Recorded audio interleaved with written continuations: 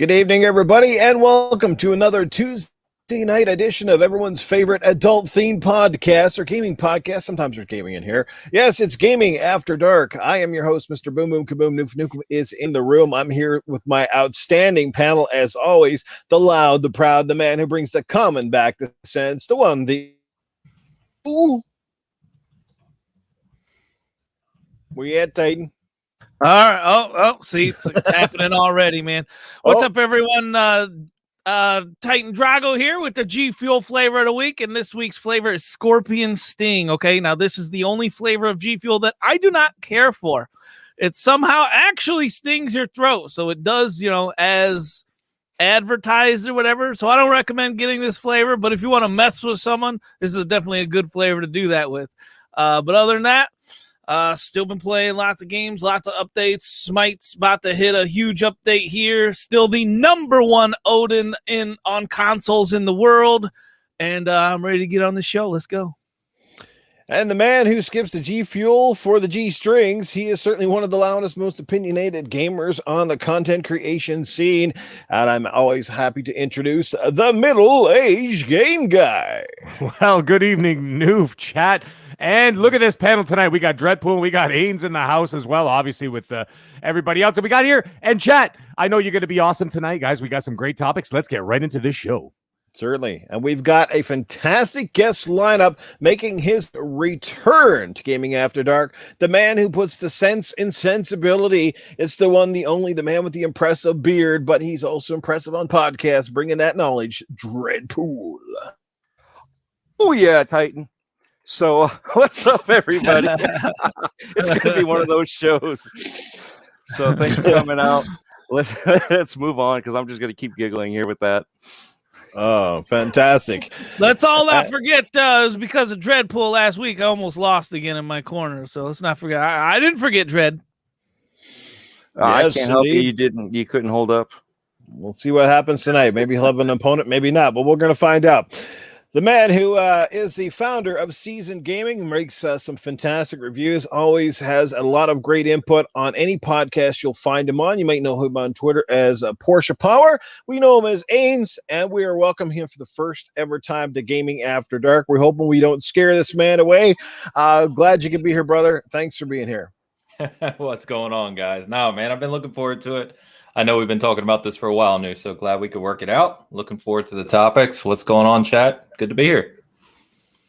Get your daily nap in today, man. We're going late in this one. Got to have a nap coming into on Tuesday nights, eh? I'm good to go.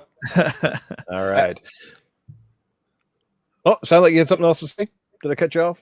No. I was actually going to make a joke with Titan about Smite, because I don't know you well enough to know if you're serious about Smite or not.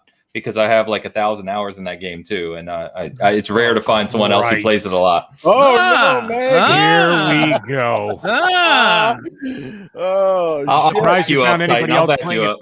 Oh, yeah, I like it. Look at the console leaderboards. I'm #1 Odin in the world. There you go. Okay. Yeah, I'm talking over like I think 280 something days worth of playing time.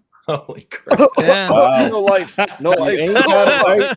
You ain't got it right till you played some Smite, apparently. So, yeah, looks like Tony Baloney's going to have a few things to say with these two later on. Oh, tonight. my God. Jesus. You have no idea. You have no idea what's coming. Titan will be already like, yeah, invite this Ains guy back on the show. Because he's the only one I can talk to. Everybody else always give him a hard time. Let's catch up on our amazing chat. Some of the best chat in the podcast industry. These guys really, man, talk about bringing comma back to sense. Definitely our chat. They are fantastic each and every week with some of the same amazing people. Timothy Dixon was first in the house. What's going on, Timothy? Doggy Dog is here as well. Wouldn't be a podcast without him. Joey Kidd. Who else? We have Boogeyman is here tonight. Thanks for being here, Boogeyman. Monster 530. What's happening, brother? Glad you could be here. We got our good friend Mike Mullis from the original XL Gaming. He's lurking in the background. Glad you could be here. Casket Repair is here as well. Let's scroll on down the line. Toolman is in the house. What's going on, Toolman? We got, I think Cerebral Paul is in the house. What's going on, Paul? The doctor is here. Oh, I knew I smelled trouble or something that smells. My good buddy Ryan Galloway, hang out. What's happening, Ryan? Glad you can be here. Slinky M is here. HTK 360 is here. That means Fastback's probably in here shortly. Jesse Darby, Pong Soul. What's happening? Our Rob is here. Wow, man, great people. Caper Grant, what's going on? Princess Zelda, man, great. Chase Jones. Did I catch up with her? Yeah, there. I think there's Fastback. I knew I saw him there. There we go. I think I caught up with just about everybody. Joe, oh, never mind. Mag's gonna say it. What? He's here? Joe Dunmore. Hey. Crazy Greek, dude. What's going on? Long time no see. I'm glad you're well. All right, guys, let's get right into it. We've caught up with most of the chat. Atrocity Nights. Thanks for being here as well, guys. It's going to be a great show. Well, I think it needs no introduction that we are on the verge of another fantastic E3. This year's E3 is probably more special than most years, and I'll say the reason why I think it is simply because this year it feels like some semblance of a normal E3 almost, just because last year everything kind of got kiboshed really late, and of course everybody did shows at different times. Some people didn't do shows at all. Basically Jeff Keighley had to kind of fill in the blanks with Summer Game Fest and a few things, and everything was kind of staggered throughout the summer, which is not necessarily a bad thing, but we've kind of got accustomed to E3 being the Christmas for gamers.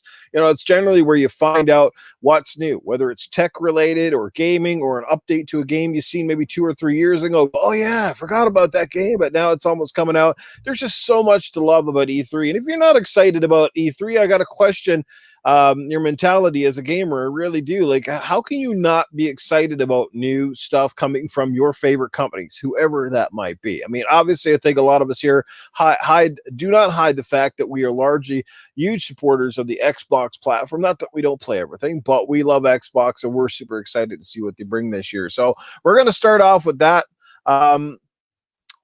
Sorry, guys. Just gotta mute something here. We're gonna kind of start. That's our starting point this year. Is just or for the show is we're just gonna talk about what part of the show. Like, there's too much to mention. Like, we're not gonna get way into like EA and Ubisoft and this one and that one, but basically if we can sum it up, maybe your top 3 things that you're really excited for and hope to see at the show. What gets your blood pumping? And let's start with our guest tonight. Let's let them take the reins here, and let's come in with Dreadpool and let's find out how he feels about the show. Dread, what are some of the highlights for you that you're at least hoping to see, kind of really excited for come Sunday? Perfect Dark, Fable, Halo. No, I'm kidding. I do want to see them, but realist. We're not going to see that for a while. And if we do see anything, that's going to be a shocker. But that's really what I want to see. I want to see something that I wasn't expecting. I want to, you know what I mean? I don't want to see what I know. I want to see what Jason Ronald. I want to see the game that he said that they have never announced that he's excited for, right? Good. I want to see that game. Yeah. Okay. I'm excited to find out what that game was. I mean, obviously I think we're gonna see Halo. I mean, come on, it's so close. We know that they've polished it. So I'm gonna be kind of expecting that, but you know what I say, prepare for the worst, expect the best. Or wait, the other way. That's with the trolls, right? But no, seriously, it's you want to see good stuff, you want to see unexpected stuff. How many times we've seen games that were like, I don't know about that, and then the more you look at it, you're like, it's growing on me. I think I like this game. I think I want to see what this is about. So I want to see stuff like that. I want to see Dear God.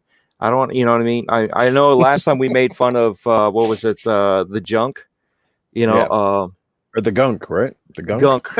The junk. There's a Freudian slip for you. Gaming After Dark, see? If the game score is bad, that's what they're going to call it, eh? Yeah. First thing on Metacritic, this is the junk. So my apologies. Dreadpool giving them all ammo. Guys. Way to go, man. Yeah, my apologies to those guys. But you know what? The more gameplay I've seen, the more interested I am. Because I did say I don't want anything to do with that game. That game is not for me. The junk is not for me, but the gunk is actually growing on me a little bit more now. You know what I mean? So I do want to see more, but I want to see stuff that when they first present it, gets my blood going, gets me excited, like, oh wow, I can't wait to play this. So when it comes to all this, and I know I'm being vague because it's hard to like pinpoint, because when you start pinpointing certain games, it's an expectation, and then you get let down when you don't see what you thought you were going to see. So I know I'm not playing by your rules, so we'll leave it at that. That's basically it. Halo, Jason Rollins game, and we'll go with gunk, right? No, with whatever else surprises us. I mean, there are so many games that we know. I mean, Starfield seems like a good proponent to be shown this time around. But I mean, there are so many games that if we're expecting to see one game, you know how many games we miss out on because we're not paying attention. We're like, and then we miss it. And then all of a sudden someone goes, oh, did you see that? That looks so cool. And then they're like, really? And you go back and you're like, oh man, how did I miss that one? Did I turn around and walk away and come back or something? It's like you were never even watching. So I try not to do that. I try to keep an open mind and hopefully walk away with some great games that I'll be interested in. And even then some, if there's games I'm not interested in, but I hear that Drago or Mag-like, I'll be happy for them, because if they're like, Smite 2.0, which ain't going to happen. Smite 0.1 shouldn't have happened, but that's just me. I think it's still on Smite 0.5. So anyway, but still, Titan's going to be motherfuckers. Jesus Christ. So either way, when Smut comes out with a second version of it to be upgraded, Titan will be happy with it, and I'll be happy with it too, because I'll just dig in some more at them. That's right. I love Smut it. with two T's. Dreadpool really came prepared for GAD tonight. I love it. Well, it's been a while. I'm sorry. I'm just loving the fact we're talking so much about Smite here. What Good about or bad, I don't care. Oh man. Thanks, Spider-Man. Speaking of Smut, Joe Dunmore hit you with a nice super chat. I like it. Yeah, I'm going to try to catch up with those. Real quick, though, let's catch up with those super chats. Donkey Dog was the first guy in the house to drop a super chat tonight. He left $1.99. Says, good evening, panel and chat. Thank you, Doggy Dog. Always appreciate it, brother. And like I said, let's catch up with Joe Dunmore. He says, Microsoft needs to go hardcore this E3. None of this Playboy stuff. Full hustler. Whoa, he's got the GAD going here. Yeah, it's like, no beating around the bush. Pardon the pun. He's getting right in there. All right, Dredd, do you have any further things to say now that we caught up with the super chats? On to you, Ains. Yeah, man. I'm really positive with game shows, right? Like, I don't, even if I see one thing that I like, I'm happy. Like, I don't get too crazy with, every show has to blow me away. And I know we're going to automatically get things that I love this year. So I'm ridiculously pumped for the next several days. If you weren't aware, I am a Halo fanatic. Halo is my favorite franchise of all time. So just knowing that we're going to see Infinite and see it as it should have been shown originally, probably get some multiplayer, kind of found out about, whatever multiplayer beta, man, I am ridiculously pumped for that. So that'll make the show for me, even though it's obvious, right? It's nothing surprising. I am really excited for Starfield as well. I think, we haven't seen anything really new out of Todd Howard's team in a very long time. It's also the first game from his team that's using a new engine or, a heavily modified, the first revised engine since Oblivion, which, believe it or not, guys, was fucking 15 years ago. So, hopefully that shows well as well. And then there's two kind of like unknowns that I'm really excited about in eventually seeing. I'm not saying we're going to see him here, but possibly is Compulsion's game. So Compulsion is, makers of We Happy Few, which I know was kind of, relatively mediocre, but it had a lot of cool premises. And that's just a very talented team that needed support and money. Definitely. And now they have that, right? So what they're rumored to be working on is something kind of horror-esque, kind of Bioshock-ish, and that is right up my alley. So they're talented. They now have the backing they need to make a good game. And, just the themes that we're hearing about there, I hope we get to see it at some point. And then the other one I'm really interested in. I really love Arcane Studios. I love everything Arcane makes. And the rumor with the Omen code word is a vampire game out of Arcane Austin, because Arcane, the French version, Leon is the one making the what do you call it?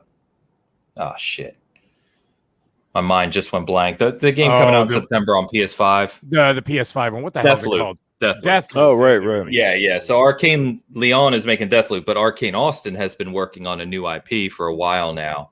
And that's this Omen rumor that we hear about. And I think there's a good chance that we see that too. So Arcane combined with their level design, combined with vampires. Yeah, man, sign me up. So I'm excited to hopefully see that as well. And then I think I'm rattling off stuff here, but I'm pretty well guaranteed we're going to see Forza Horizon 5. And my second passion behind games is cars. So I'm always a big Forza guy. So I'll be super excited to see that as well, man. Super excited for this weekend. I'm just like, it's like a holiday for me, guys. I don't know about you. Like, I plan my whole day around it, make some food, get some drinks. Like, yeah, man. Hell yeah. It's funny you mention because for some of us, like I said, an E3 day, and especially when your favorite publisher comes out, it's kind of like a Super Bowl event for a lot of us. We take it to heart, and of course, while we spend the bulk of our week then basically talking about the stuff that we saw and being on podcasts and doing videos and reviews and et cetera, et cetera. But as you mentioned Halo, and I think a lot of us here are huge Halo fans, including those in the chat. I mean, there's no question. I think it has to be one of the highlights of the show. And I don't know, do you feel that there's more pressure now for 343 to deliver than there even was last year? But the fact that it's been delayed, we know they put a lot of work into it since we last saw it officially, at last year's show. We've seen glimpses of it since then. So what for you, obviously you're probably going to be pleased with anything, but what do you really want to see? Because we're hearing sort of that speculation here that they're going to kind of load up heavily on multiplayer to show off. What do you really want to see? Would you be disappointed if they basically just toss aside the campaign and kind of go all multiplayer in this? Personally, not really, because, I love all things Halo. I'll play the campaign multiple times, but multiplayer, I'm going to spend, ridiculous amounts of hours in, right? So I'm a huge component of multiplayer. If I had my way, I would love to see multiplayer, find out about the beta, right? Whenever the multiplayer test is going to occur, and then maybe a 90-second or 2-minute campaign trailer, just to show Chief and the core elements of the story. I think where 343 has struggled, I could talk about this all night, guys, so I'll try to keep it brief. No, let's go into detail. So I'm not one of those 343 hater guys. I don't think Bungie was the end all be all of Halo. I love all the Halos in their own way. Halo 5 story, everyone's talked about it. It wasn't well done. It wasn't well written. But the multiplayer in Halo 5 is phenomenal. And Halo 4 I love the campaign but the multiplayer was lackluster. And I know many people have talked about that. But Halo 4 is my favorite campaign because, in my opinion, it showed a side of Chief that had never been shown before. And it made him a real kind of character, if you will, in the sense of having a personality. So I think 343, long story short, has all the elements here. They know what they need to do. They know how to do it. They just have to put it together in a total package. And I think you're right, Noof, that the weight of the world is sitting on 343 right now, because it is the number one IP for Xbox. It's a showcase title. It's going to be the first full-on showcase title for Series X, especially given what was shown last year and, a lot of people being disappointed. So the weight of expectation is absolutely massive here. I don't even know, honestly, guys, I don't even know what they could show that you're not going to leave with somebody disappointed. It's just the nature of it. But as long as the game looks good, they show competent multiplayer. They're already getting a lot of love for their monthly updates and the designs they're going back to. I think they're going to be okay. I think the game's going to deliver. Personally, I agree. All right, let's get over to let's just a quick shout out to the chat. Terrence Tate, what's happening? Anthony Chipmunk, RG Viper X, what is happening, guys? Chase Jones, Papa Woody is here. What's going on, Papa? Spider-Man 356, AP Cool J, what's happening? Fastback is still hanging out with us. Pong Soul in the house. Cerebral Paul, Crazy Great Dude, so on and so forth. Guys, thank you guys for being here. It means a lot to us. Casket Repair. Great people in the chat. Let's get to you, Titan. How about you, man? Obviously, what's got you stoked? I know you've said it kind of in the past, definitely Halo. So go ahead and kind of let us know. And I mean, like I said, if you want to highlight something that you think Bethesda might drop, we know that Bethesda is notorious for having some surprises and kind of coming out swinging. Whether the games miss on arrival, but they definitely come out swinging at the shows, that sort of stuff. So what are you really excited for come Saturday, Sunday kind of deal? Well, I just want to say, I think me and Ains are like very close to on the same page. I'm probably a little bit more brutal against 343 because they haven't quite, lived up to their potential, in my opinion. But other Dreadpool, it sounds like you need to talk to Tony Baloney about the gunk growing on your junk. All right, maybe he'll talk a little bit about that. Maybe hey, I got it from you or something. But Noof, you also said it feels like a real E3, and to me, it's like Xbox is going, PlayStation isn't. Seems like E3 to me. What's this? Three E3s now Sony's backed away from? I think this is the second one in a row. I believe. Yeah. Second one in a row. But you know what? The top three, my like top three. I want to see the top three titles that are closest to being released. That's what I want, because my number one on my list is Fable, but I'm not even going to get excited that for goddamn E3 2022. Okay, that's like so far off. So I don't really care too much about that. I want to know the ones that are releasing now. And you know what? There's a huge thing that no one really talks about, I feel like. And now listen to this. Because we know we're going to have, we know after this, all us Xbox fans are going to have to listen to all the crap that people talk, and we're going to be muting people and blocking people and bot accounts, so on and so forth, right? But you know what? To try and minimize all that would be like,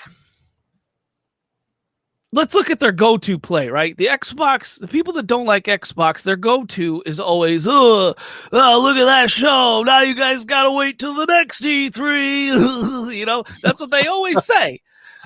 So, I mean, they say it time and time again. So, and no one calls them out on the bullshit. Like when E3 ends, it's like they treat it like Xbox didn't just talk about this laundry list of games and info that the E3 was about. They just kind of throw it to the wayside and act like they weren't there, just like Sony. That's the part that drives me crazy. But I do know a way that would shut them all the hell up right away, okay? And the way to do that is, at the end of this E3, you release a game. And I'm talking every E3 from now on.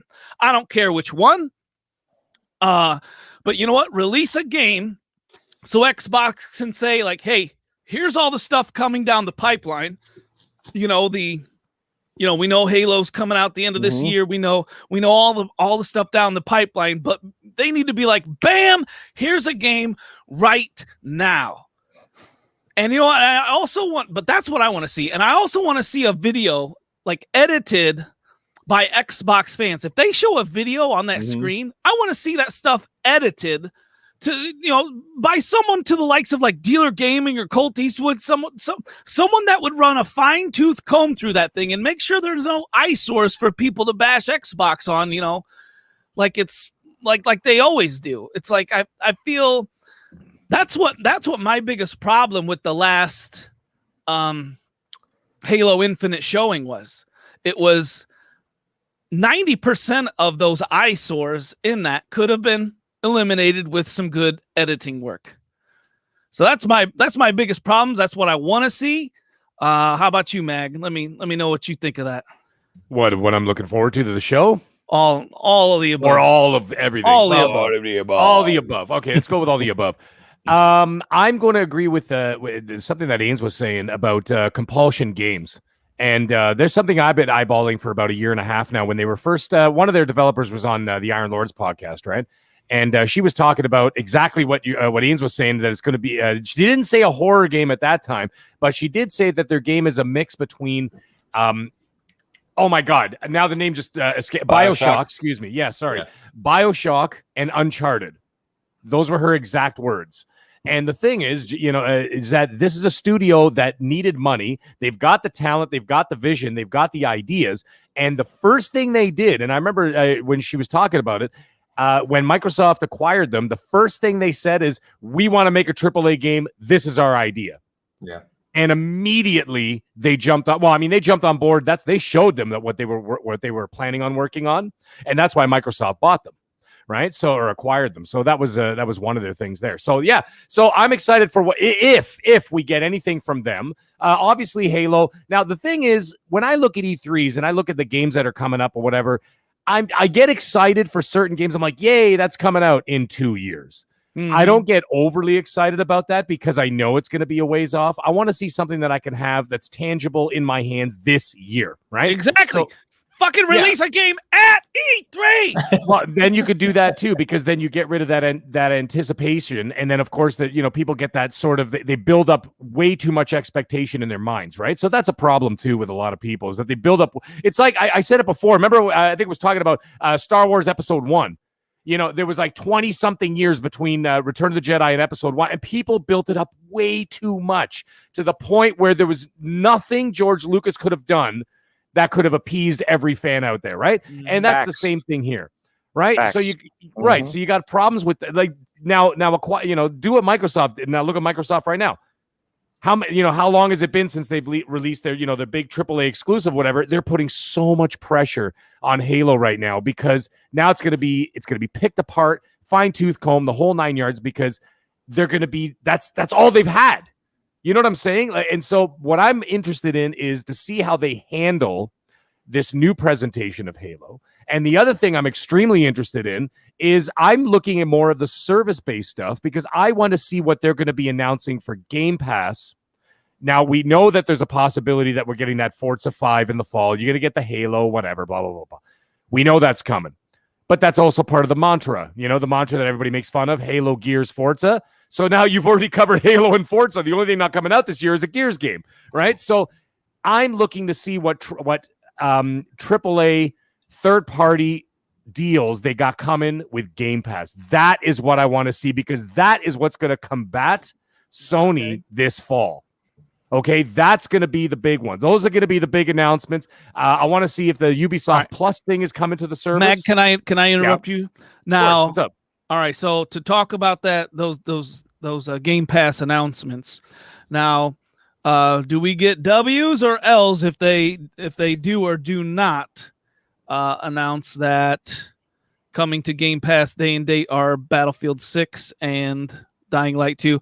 I'm with you on the Battlefield 6. I don't know about the Dying Light 2. It could be a possibility. Very strong. I still think Dying Light 2 is a distinct possibility, because they did put money into the production of the game.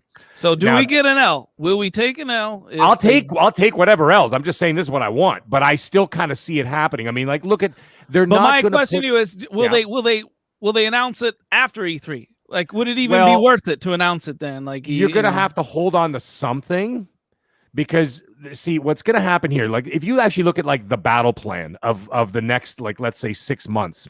Okay, what's going on right now. Sony is pushing Ratchet and Clank, right? Mm-hmm. It's getting incredible reviews. The game is launching 24 hours before E3. So that everybody that's got a PS5 is going to be playing Ratchet and Clank, and they're going to be talking about it, this and that. So that's going to kind of have like a little bit of a shadow over E3, because everybody's going to be talking about, here's the big Sony exclusive that's not coming. It's out. You can go and buy it right now, right? So they've got that. So now Microsoft's going to counterpunch with E3. Then that Sony is going to do some kind of a games showcase in the middle of the summer. Yeah. Okay. Probably about 3 weeks after E3. give or take. They did last year, same thing, right? They did real quick after E3 last year. They did right. I think it was like a couple of like 2 weeks or something, barely. And so they did a showcase. So you know that Sony's going to do another showcase to counterpunch Microsoft's counterpunch, right? And then what's going to happen? You don't want Sony going into the fall with momentum. So that's when Microsoft's got to hang on to a couple of things so that they can announce it, let's say in August or September or whatever, before Halo launches, right? And before maybe Forza launches or whatever. Then they've got those other things in their hand. They got 2 other cards in their hand that maybe they could drop when Sony drops their thing, because like I said, it's all about momentum and it's all about mind share, and whoever speaks last always seems to get the mind share. Right. So you always want to keep, because everybody jumps from story to story to story to story, because it's 24 hours a day now of like news cycles and all this other stuff. So it's basically whoever speaks last. So I think that, Microsoft's going to have a big show. They're going to do what they're going to do, some big announcements there. But I think that they're going to hold on to a couple things. But I'd still like to hear, and they're going to do one of those lists. They do it every year at E3 and they do it at the Games Fest or whatever it is, the show they do in the wintertime, where they'll just drop like 20 games in a Game Pass that day or whatever, right? And they're like, starting now, bang, you could download this, and this.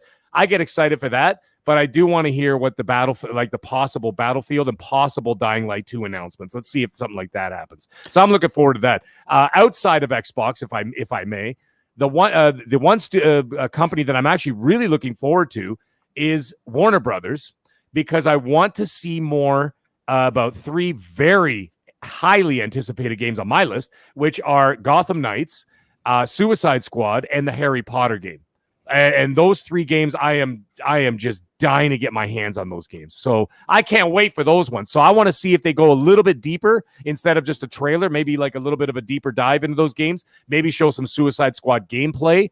Gotham Knights, they already did that. And I want to see some gameplay of this Harry Potter game. Mag, I could, if someone in chat can correct me, I'm pretty sure I saw today that both Harry Potter and Suicide Squad will not be at E3. Yes, that's what the fuck is the point of watching that? Then? Suicide Squad was actually last week. They had mentioned it, which surprised the shit out of me too, because I'm with you. I actually did a podcast last week, and I was like, I want to see Suicide Squad. I'm ready to see Harry Potter. I'm ready to see same thing, Gotham Knights. And they came out, I'm pretty sure it was yesterday or today, saying that both Suicide Squad and Harry Potter won't be there. Well, what the hell are they going to show there? The Skywalker Saga Lego game that was supposed to come out a month ago? That's all they got left. Hey, man, Lego with ray tracing makes a big difference. Okay. But, that's great, Dreadpool. Thank you. But, that just kind of took the wind out of my sails for that show. No. That's good, because you saved me a lot of time, because I would have sat there and watched that damn show and be like, at the end of it, be go like, where the fuck is Harry Potter? So I'm a huge Harry Potter fan. So to dive into that world, a la Skyrim, a la Assassin's Creed kind of thing, like big open world, I'll spend 300 hours in there. So I'm right. It's got crazy potential, right? It's just like, where is that game? There was no joke, guys. When I was at E3 2019, before all the shit happened, there's a banner for that game in the conference hall. Yeah, that's 2 years ago, and they still haven't shown it. Yeah, well, I mean, they showed the trailer last year, I think it was. Oh, that's true. The trailer, and it was like, you got like a 2-second shot of like an actual gameplay, right? Someone with a wand, like, kind of opening up a wall with like a Horcrux behind it or something, but whatever. Anyways, the point is, that's what I was looking forward to, but I guess that's not happening. But I'm excited to see. Anyway, long story longer, I'm just excited to see what announcements Microsoft's going to make in terms of their services, because to me, that is bigger than showing the games that we already know are coming. You know what I'm saying? You know what no one's talked about is a possible acquisition of a studio. And there is rumors of that, Titan. Yes. That's really my biggest number one thing you could throw down in front of me. We acquired this studio. I think it was Bad Bit.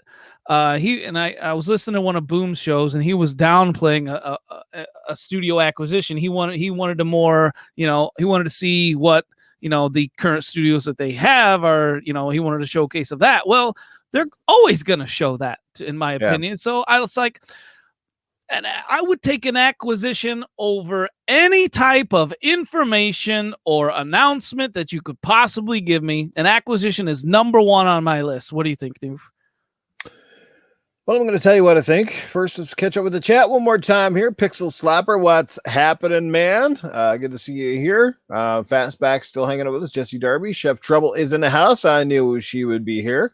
You can smell trouble. We got Ek Eli. What's going on? I see Portal Players in the house as well. Phantom Kraken, Crispy Rambo. What's happening, guys? Game Genie Prime, Anthony Chipmunk. Welcome, guys, to the show again. Fantastic chat, keeping it real up in here. And like I said, moderators use discretion. Do not kick or ban anybody out unless they're getting really unruly or making direct insults, racist stuff, all that kind of stuff. Use your discretion. But anyway, look, man, here's the deal. Here's the one thing we can all agree on. This is going to be an interesting year because I tell you why.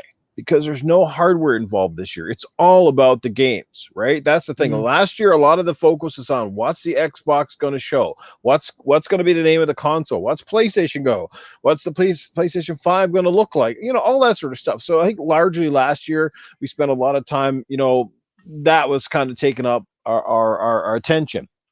Right now, the sad part about all of this stuff is as well, and I think, you know, obviously COVID put everybody behind here. It put a lot of studios behind into development. I'm sure even just putting together a demo reel or a live presentation of a game is not an easy undertaking for any studio, especially the bigger the studio, the bigger the game, you know, they want it to come out and they want it to show well. That's the thing, right? There's always going to be haters, but we also saw the effect. Like, for example, let's look at the Halo Infinite effect from last year. Like that was so marred that, like I said, that game all essentially got shut down and delayed a whole year. You know, that was huge, especially for a game of that magnitude, which is supposed to launch alongside the Series X. I think a lot of studios are feeling that pressure. It's like they want to put their game out, but if they know that there's still a lot of work to be done, they don't want it to kind of come off wrong and they kind of, you know, the air gets let out of the bag. So I think there's a lot of wait and see. So there is a lot of games I think that we're hoping to see that we probably won't, at least not yet, perhaps maybe in the fall, once things start to get some sense of normalcy. Obviously, I'm like the rest of you guys, the majority with you. I mean, me, it's all about Halo. I can't wait to see what Infinite's going to bring to the table. You know, honestly, if I was 343 and I was Xbox, the first thing I would do is, well, you're going to launch the show with Halo. I think that's the game we're going to see first up on the big stage is Halo Infinite. And I would poke fun at all of the crap that's been going around, to be honest with you. I'd actually bring out like a video of having like Craig coming out and basically introducing the game. And like, hey, you remember me from last year? You know, and then be kind of like, here's the game now. And then Craig comes back and he's like, he looks like he's had a facelift and he's super awesome looking. That would be awesome. I know it's not going to happen, but man, if I was in charge of like promoting this crap at Xbox, that's what I would totally be doing. I would like make fun of that and then basically like be prepared to be wowed and then just show the sizzle reel, like 2 or 3 minutes of just melt your face kind of graphics and improvements, show off the multiplayer and just this, you know, more this fall, et cetera. But, you know, I think Halo has to come out and go big. And I think for the most part it will be. But again, it's like it depends on what you expect from Halo. Because everybody's going to expect something a little bit different. And I'm very confident 343 is going to nail it. The game is going to run smooth. As long as there's a solid story and, you know, I think so far we've kind of learned that it's semi-open world. Like it's not going to be just go anywhere and do a bunch of repetitious side quests, but it is going to be, you know, allow more freedom than we've probably seen in past games. And let's hope that this engine looks good and runs smooth and all that sort of stuff, because it does need to be somewhat of a showcase title now for the series platform. So for me, it's a Halo. Obviously, I'd like to see more stuff from games that we've been seeing for a long time, like Scorn, for example, as I mentioned. But it'd be nice to start getting some release dates alongside of stuff this time. Like no more just it's coming. Like you know, we've heard more it's coming than some dude in a porno movie, right? Like, you know, we need to see some physical dates here. We need to put some stuff we need to put some stuff next to the nameplates here. You know what I mean? Like, because like nobody saw that pun coming. Yeah, right. So, like those sorts of things. Yeah, like I agree. I don't think as much as I'd love to see Fable, I'm not 100% convinced we will. I think Ains might be right. We might see something a little bit from Forza to get us invested back in the property. We know that obviously Horizon is just around the corner, so maybe that comes out in the fall. I don't know, or at least a glimpse of Forza 8 with the new engine. Maybe we'll see Dan Greenwald on the stage to give us a little glimpse of the future of the franchise, so on and so forth. Being this is the 20th anniversary of Xbox, I expect them to dig back into the well to have some part of this show will sort of be a reflection of the past 20 years and where they intend to go, hopefully over the next 20 years, kind of that, a glimpse into the future. And maybe, who knows, maybe we'll get surprised with maybe an old IP that everybody's kind of forgotten about, maybe coming back, one of those surprise games, or like I said, there's a game that Jason Ronald is excited about that we haven't seen yet. And Phil said this on numerous occasions that he's excited about stuff we don't even know about. So maybe there is some surprises in here, like, hey, we've got this game, and you know what? They're going to pull like a Bethesda thing, where boom, they throw it at us at the show, and you know what? In the next 6 months or something like that, it's out in the wild. That would be freaking fantastic. You know what I mean? To get those surprises. That would be really cool. Like, instead of just sitting there waiting and go, whoa, we got to wait for the next game of like late next year. No, it'd be like, no, right after Halo Infinite or before Halo Infinite, or even say coming in January, this big game, you know what I mean? And you're like, wow, we want a moment to be blown away here. You're right, Titan. Acquisitions are always cool. And honestly, the one thing about the acquisition part, while I think there is still something up, and I think Xbox has definitely been behind the scenes trying to acquire somebody, whether it is Warner Brothers or perhaps Crytek, as the rumors and things have been speculating lately. If they're going to announce it, I would say they will leave it for the end of the show, no doubt, because right now I think they're going to want this show to be largely a Bethesda highlight for them. Because they spend a lot of money on Bethesda and invested in them, and they want this to be the Xbox Bethesda show, and really kind of say to people, this is why we invested $7 billion in Bethesda, and these are the games you can expect on Xbox, in Game Pass, on your PC, anywhere where that's available. So I think that's kind of what we're going to see. He says Microsoft needs games ASAP, not more acquisitions. Well, you can't have games without acquisitions. But we're going to see the fruits of some of that labor. As you guys also sort of mentioned, Compulsion Games, they've got to have something to show off soon, because We Happy Few has been, that game has been long out and done. There's a lot of studios that are on the verge, I think, of putting their games out right now. And I think we're definitely going to see some of that at this particular show, that sort of thing. So that'd be really cool. Eternal Shaddai, he drops $5 in the super chat, and he says, I believe that Asobo Studio will be the next acquisition. They have a 10-year deal with Flight Sim, and Microsoft is investing to the studio and infrastructure. Me personally, I would love to see the Crytek thing, because I would love to see the Rise game come back, if nothing else. And of course, that Cry engine is absolutely phenomenal. So, to get something like that would be cool. I think that's kind of where it ends for me. I mean, outside of Microsoft's show, I mean, like yourself, Meg, I'm excited for what Warner Brothers may have to show. It sounds like they might not show too much. Anything that Crystal Dynamics has in the works is always fun for me. EA is not doing a show until I think the 22nd of July, if my memory serves correct. So we won't see anything from them for a couple more weeks. It's going to be an interesting show, but I definitely don't think we're going to be disappointed. Like I said, this is the first semblance of a real show compared to last year. So I definitely think we're going to enjoy it a lot more. And like I said, the consoles are out of the way now. Definitely expect some Game Pass surprises in there. I definitely think that's definitely something you're going to expect, or going to be something cool. Some either a game, some surprising games are going to be coming to Game Pass day one, and we're going to find that out at the show. I have a feeling that we definitely will, for sure. But I think that's kind of where it ends for me. Anybody else have any final thoughts, or they'd like to weigh in on? Noof, you were saying you were at what, 20% of Battlefield coming to Game Pass day and date? Yeah, I still. Well, after the latest tweets we saw from Battlefield and Xbox, it's starting to look like it could be a possibility. You saw that? Did you see another one this week? Yeah, they kind of mirrored the same tweet again. We talked about that last week. Yeah, yep. The cryptic code. Yep.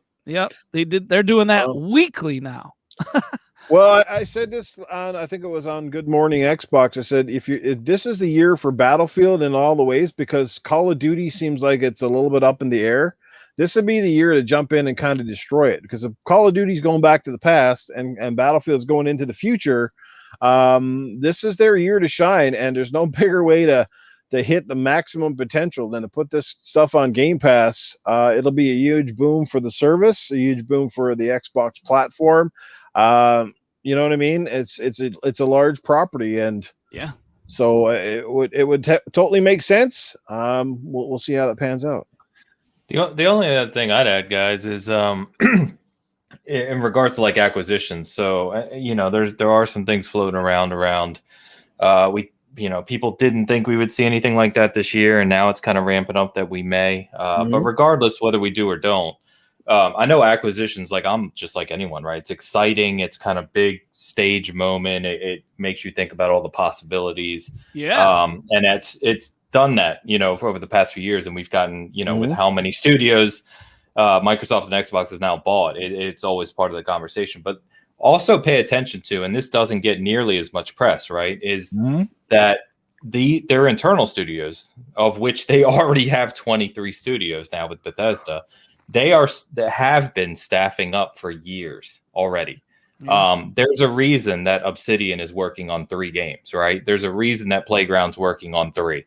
There's a lot of internal and organic growth that goes mostly unnoticed, but it's just as powerful, if not more powerful, than acquisitions, because acquisitions take time. There's culture development. There's integration that has to take place, right? There's a lot of things that have to work out over years and years with 2 companies coming together. When you're just building a studio that already has a culture, already has development staff, already has resources, and already is part of that infrastructure, that's actually more efficient. So yeah, when we say, even if you don't get an acquisition, my point being, like, don't think that there's not more growth coming. Last I saw, with Xbox and Bethesda combined, they're at something like 4,700 developers, and they're hiring actively another nearly 600. So their first party, make no mistake, right? They are fully focused on being the best first party in the world.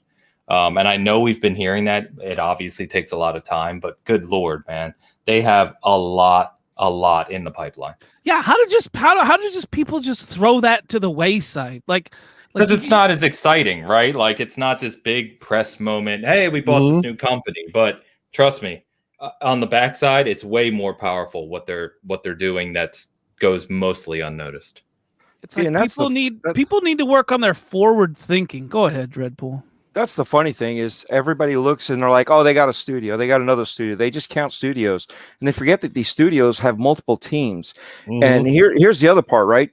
When you're in development of the game, you've got a core group of people that are trying to figure out what the game is about, what they're going to make it, who the characters are. They're trying to figure out the core of the game, right?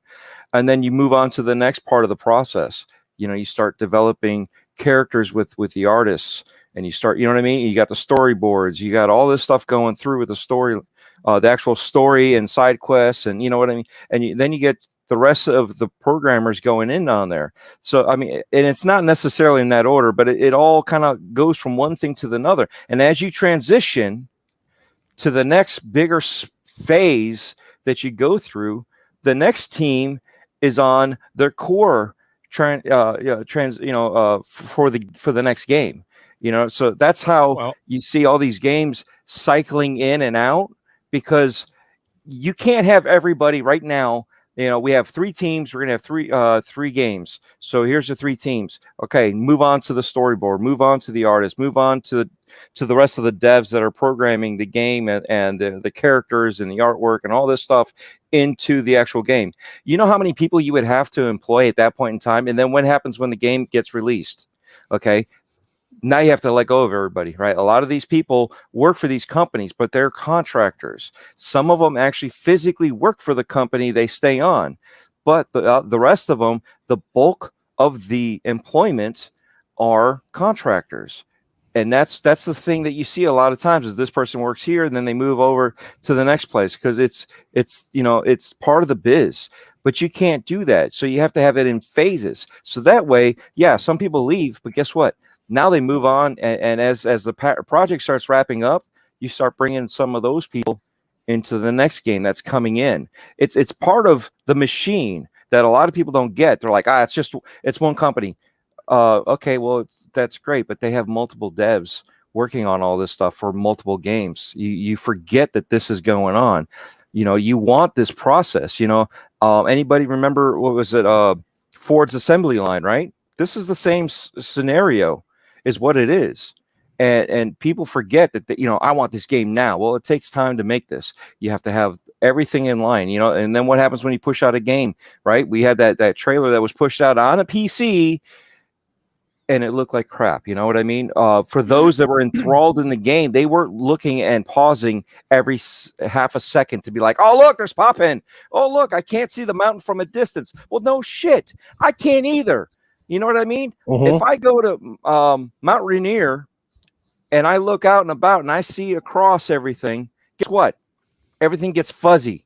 You know what I mean? You look out their distance, right? You go out in the ocean, you only see 7 miles out. You can't see the rest of the world. You can't see what's beyond the curvature. There's only so much that you can see.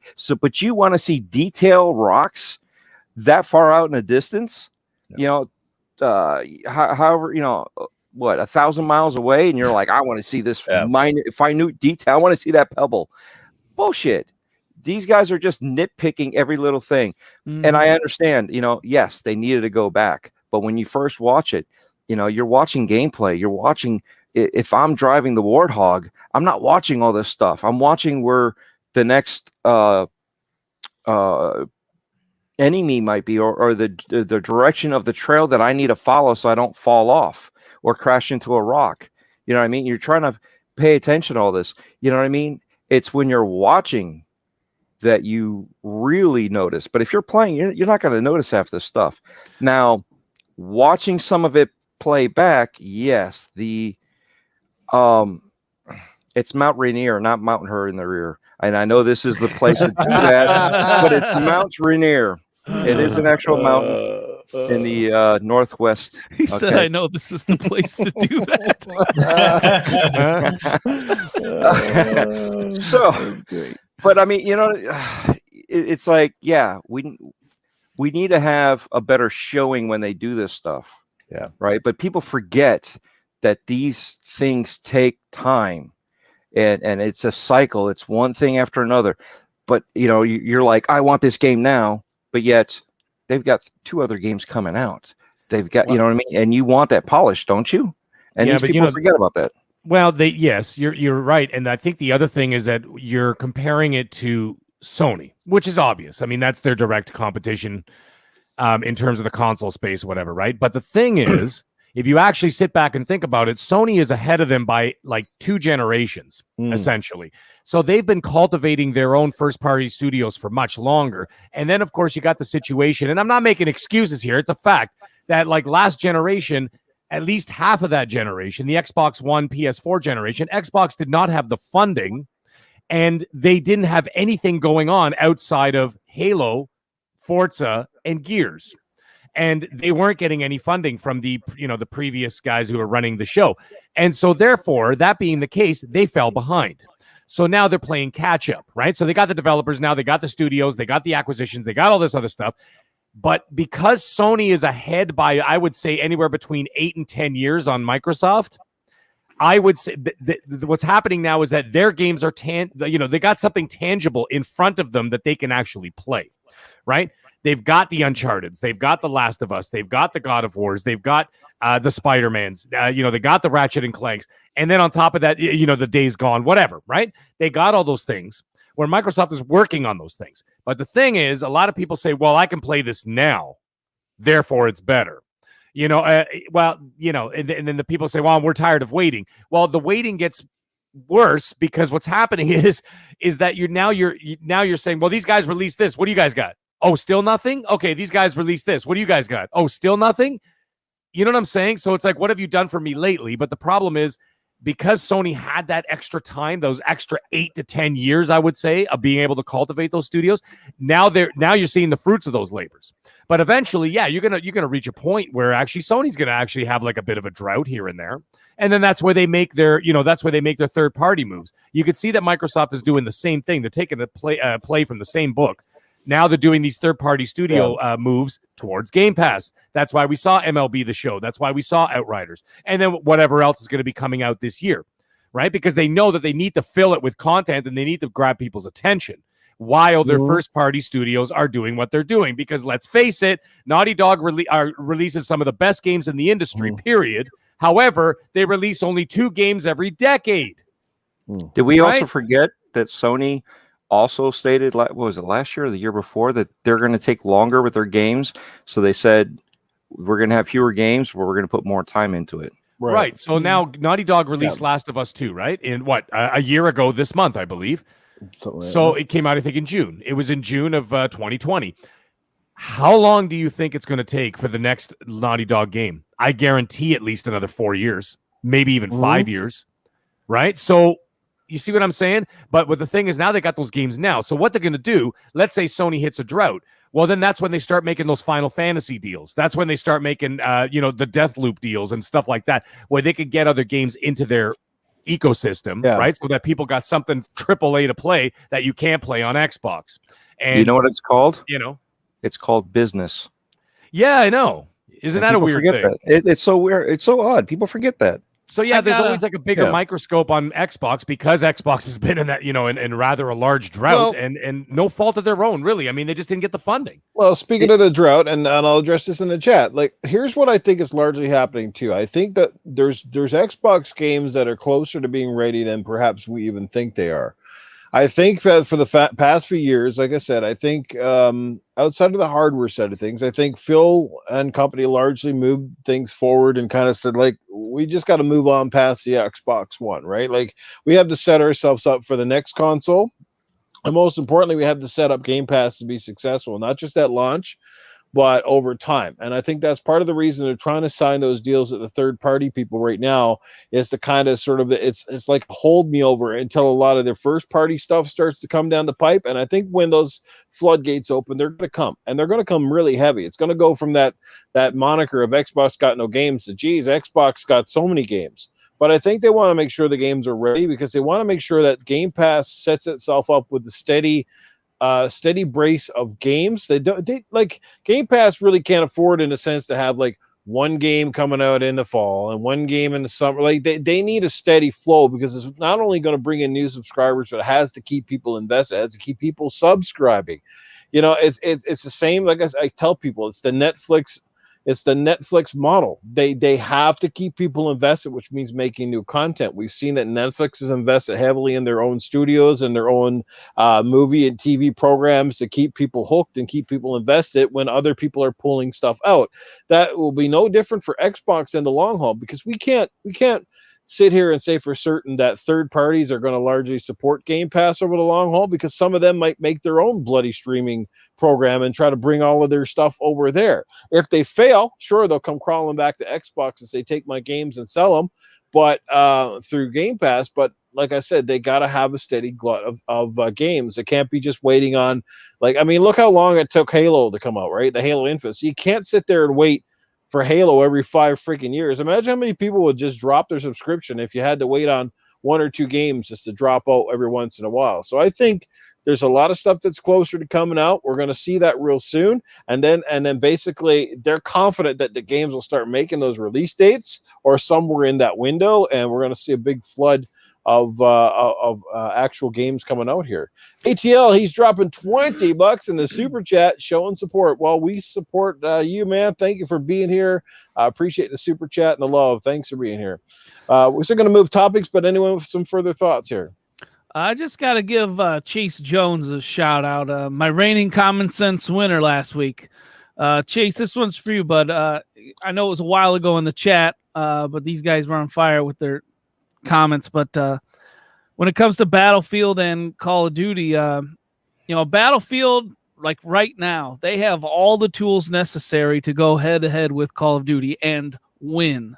All right, let's put it this way: if Battlefield 6 doesn't slap the next Call of Duty in the face, then I'm gonna tell you, like, you could just kiss that goodbye. Then it will never happen. If it doesn't happen now, you just kiss it goodbye, because they have all their ducks are in a row.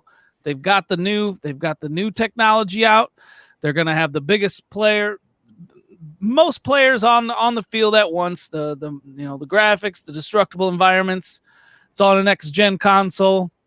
And like I said, man, if it doesn't happen when's it gonna happen? I don't think ever. Go ahead, Noof. Yeah, man, no problem. Well, let's move it right along, and let's talk one more topic before I bring in Ask Arnold segment. And this one is Rainbow Six. The new game is supposed to come out. I think perhaps is it this year? I think perhaps. It went from a different name, and now it's called Extraction.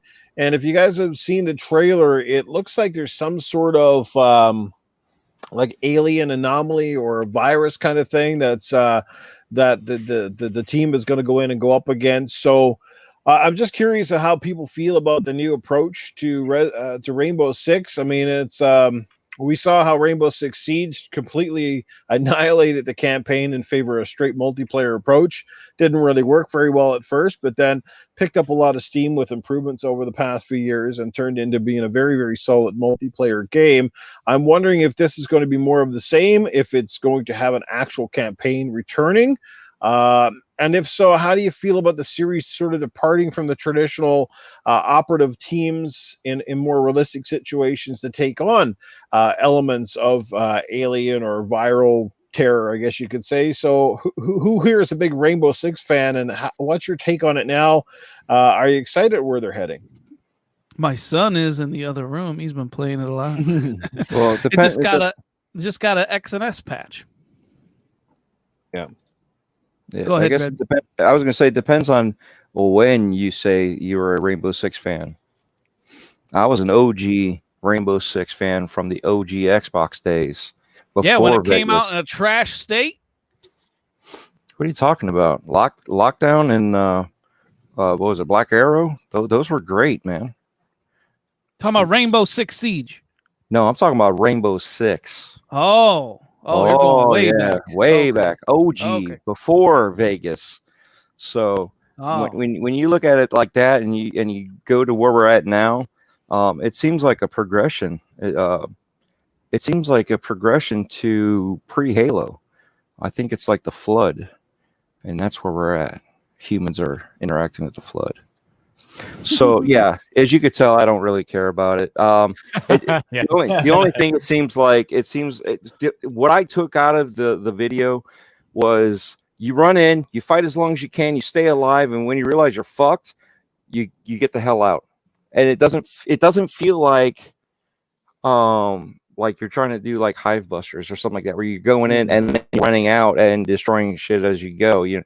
To stay alive, it's like you just go in and do whatever damage you can and then get out. So I think they need a little bit more explanation of how this game goes, because that's my take of what I got out of the video. It didn't seem like much more, and that's not really appeasing. But that's why I say a lot of times the first time you see stuff, you're not sure what you're looking at. So what exactly am I missing? Right.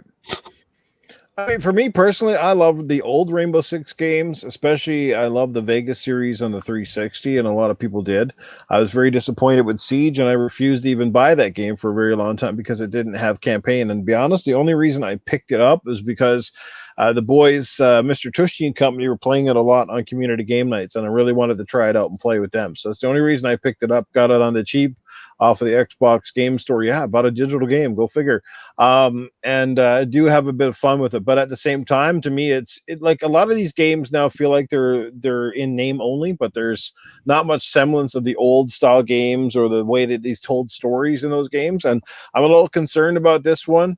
I mean, I love co-op stuff, and that's a bonus, and I'm sure it'll have some great co-op work. But are they just trying to cash in on the popularity of modes like the zombies with Call of Duty, that sort of thing? I mean, maybe it turns out to be a very legitimate game, but at the same time, to me, Rainbow Six should be more set in realism and in real world scenarios than kind of branching out and turning into some kind of a sci-fi horror whatever kind of game. Like, that's just my thought, and I'll have to see more of this one before I write it off, but I'm not overly impressed with the new direction. Yeah, I'm not a big player of these games either, guys. I know As Titan said, my sons play the hell out of Siege, but it never really did it much for me. I'm a little more interested in this one because this is supposed to be like a co-op tag team, 3-person team, go in, complete mission type things, which is probably more up my alley. Mhm. But like Dread said, I used to play Rainbow Six Siege, years ago with some of those classic titles, and I love those. But the direction they've gone with Siege over the past 5 years hasn't done it for me. So we'll see. I'm not super excited for it. We'll see what it looks like when it comes out. Hopefully they have like a beta we can try for it. But yeah, not much else I could say on it. Yeah, same. Real quick, let me know because a game just released. Is anyone getting? Let me know in the chat if you're getting it or if you have it. Chivalry 2. It just released, I think today. Right. Yeah, released today. Yeah, and that game looks amazing. I played the first one and I felt like it just needed like smoother gameplay, and maybe some more people. And next gen consoles should get all but guarantee that.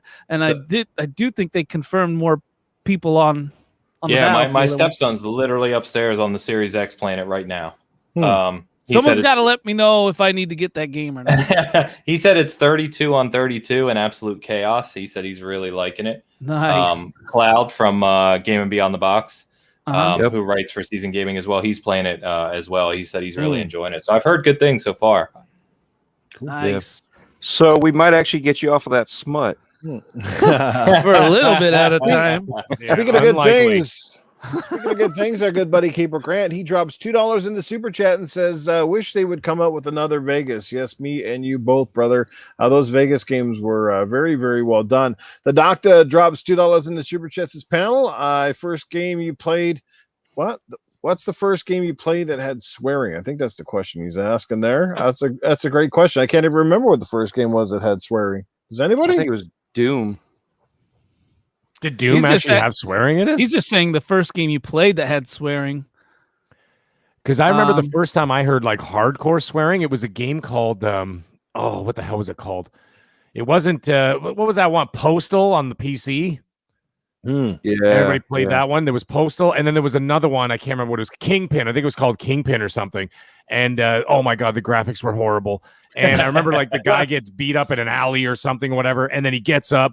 And then the first thing he says he just says, "I'm going to get those motherfuckers." And I almost fell off my chair because I'm like, "Oh my God, he said the F word in a video game. I can't believe it." And then, then Grand Theft Auto came out and then blew the doors off that, right? So yeah, Duke a couple people in chat said too. Yeah, probably that one. That's probably the most memorable, whether it was the first or not. I'm just trying to remember. I don't remember the first game I played that had swearing, but I do remember Warcraft was the first game that I played. It was on. I was playing on PC, Warcraft 1, and my mom kicked me off of it because it had witches and goblins in it, or an orcs.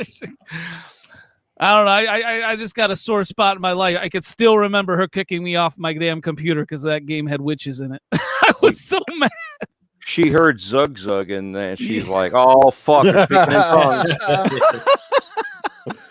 Maybe they've been swearing in years in Nintendo games because all you hear wasn't Meg does the voice is really good there. Oh my god, those those games. Stupid games. I hate those. And why is it 2021 and they're still releasing games like that? What is that? What is that one that everybody you gotta do it, man? Meg. The COVID for it. Makes me laugh. And then all of a sudden they go to the prince and then it's got the text underneath. And I'm like, it's 2021. Why are we still doing this, Nintendo? What is that fucking game that everybody lined up for? Animal fucking Farm, whatever the shit it is. Animal Crossing. Animal Packers. Grow up. What are you? You're 45 years old. Oh, right. Okay, I gotta go get the turnips. Shut up. Sorry, Noof, you brought it out of me, man. I didn't do this. Sorry, you man. did this. So basically, what you're saying is Banjo and Kazooie's fucked if they stay like that. Oh, that game is so stupid. I can't stand that game either, man. And the thing is, you have to constantly press the A button to get through the dialogue. So it just keeps going on and on and on and on and on, right? And you're like, what could possibly be so engaging about this story about a fucking bear with a parrot on his shoulder or whatever the hell it is, and they're talking to some fucking guy with a radish head in like a cave, and then they go in there and they're going, and I'm just like, is this for fucking real? And people are banging that drum going, we want a new banjo at E3. And I'm sitting there like, go fuck yourselves, all of you. Nobody wants that. Nobody wants that. Rather have a conquer. Maybe it'll be it's because maybe if they actually add a real voice, it'll disappoint someone because they sound like well, that's not how I pictured banjo sounding. Yeah, exactly, with those ridiculous voices. Oh my god. Hey, and if anybody doesn't know what the hell I'm talking about, and if you got Game Pass, go into Game Pass, download it right now. It'll take you like 4 minutes to download if you got decent internet, and then just put on like the opening sequence, and then open your window and throw yourself out of the window, okay? Because that's what's going to happen after watching the opening sequence. I don't know who wants sequels to these games. Anyway, that's just me. Go ask Arnie something. Stop bothering me. Yes, it is now the time to do the Ask Arnie. I think, well, does anybody have anything else to say on the Rainbow Six? I mean, I can't, we haven't really seen much of it, but anybody else just want to, I don't know, give your 2 cents worth on that one? No, man, I need to know way more about this. I gave you more than I should have. Yeah, it sounds like everybody's a little bit mum on that one, so that's okay. Well, let's move right along. It is now that time of the night. It's time to Ask Arnie, people. So if you got a question, those of you in the chat, and of course the panel and our select guests, guys, now is the time to drop the Arnie. So go for the questions, guys. Arnie's on standby. Who's got one? All right, Arnie. Sorry, I'm raging at Spider-Man and Chase Jones in the chat right now. So, Arnie, do you like bobas, or would you rather just have a regular milkshake? It's a milkshake on the way because, of course, you know that the milkshake bring all the girls to the yard, and I want them all in my yard. That's where they're going to bring them. It's not the boys to the yard. I don't need the boys, but bring them over to the yard. I want to drink the milkshake. That's what I go for. Oh, that's good to know. I was scared to think if anybody was drinking those bobas and those balls going in the back of your throat. Oh, wow. Jesus. Hey, Arnie, what do you think about the Nintendo voiceovers in games, and do you think that you could do a much better job? Of course I could do a better job, and it'd be a really easy paycheck for me because I'd just phone it in and I'd get there and I'd go, you know, it'd be great. It'd be doing all the voices of all of the Nintendo games. Nintendo, call me tomorrow. I'll be here tomorrow. You call me tomorrow, we'll set it up, we'll do it. Your next Mario game. There you go, and you got it there, beep, beep, boop, and let's go. Take a poop. Let's go. Fantastic. Arnie, what's your favorite drink to get buzzed off of? Very good question. I really don't know. I don't drink a whole lot. Obviously, maybe I should drink more. Heck, Titan, if I had to be more podcasts with you, I'd be an alcoholic already. You know, I wanted to get drunk when I hear Titan. Of course, he's still going on about Smite. You got more hours in Smite than I've had in girls all my life. What the hell? What the hell? Get on with the game, man. Play a real game. Go out and shoot something cool. I'm killing other gods, man. I'm a god. You shut up before I lay the Smite on your ass. Very nice. This might be a little biased that I picked. I'm coming back for you. I'm going to come back one of these weeks. You beat me, and I take my beatings well. That's okay. It's fine. I've still got the red marks on my bottom, but I am coming back for you one of these weeks in a Drago's Corner, and I'm going to destroy you, puny man. That's right. I dropped you in the fucking liquid hot metal lava or whatever the hell it was. Whoa. I got one from Chef Trouble. Let him land no one else your asking questions, by the way. Hey, I'm putting them in the chat, man. Look at the private chat. Oh, the private chat. Jesus. Look at the private chat. I've been going through and putting them in the chat. Oh, wow. I didn't even notice that. All right, go for it, Dreadpool. Read them out. All right, first one, which I missed earlier, and I'll put it in the chat so that way you guys see it. It is from Mr. Kima. Arnie, have you dated Russian women? Of course, and I'm always rushing to get them out of my house. Nice. Most of them are terrible. I don't want to be there, so I can't understand what they're saying. It's like watching Banjo and Kazooie. No, I don't want to be there with them. Of course, you know, I like it. The American women, the long legs is what they want to do. So set me up. I'm going down to the Sunset Strip. I'm going to take a dip. I'm going to make a rip, and I'm going to get the ladies in my bedroom. See, I figured myself that you would prefer the Russian women because you would put them in the maid outfit and be like, she's the maid. I don't know what you're talking about. Oh, wait, you had a kid with one. Oops. Okay, moving on. Papa Woody says, "Hey Arnie, what is your favorite pastime? Playing Xbox or fucking the maid?" Oh shit. I didn't realize that those two women. Get off of this maid. Well, normally, I love to play Xbox. But the best thing about, at least with the maid, she doesn't have the commonalities downloads, and I don't have to worry about it. She's in 4K, 60 frames a second. I would give her 60 bed frames a second. That's what I'm going to do. Okay, the other last one. All right, we'll do this one here. It's a good one. It's from Infinite. Arnie, whose name do you call out when you bust a nut? Great question. When I am busting a nut, of course, I'm going back to my prime, and I'm thinking about all the hot ladies back in the day. Maybe Shannon Tweed. She was awesome. Stuff like that. I like those girls back in the day. She was great. Of course, she's got with Gene Simmons. I can't compete with that tongue, so she's a good thing she's got with him. But, I know those kind of ladies, a lot of the ones on Baywatch, Pamela Anderson, I don't know why you're turning me down so many times. I wanted to get with you back in the day. You were fantastic. That's the kind of women that I like, voluptuous, beautiful, coming at you like that, in slow motion.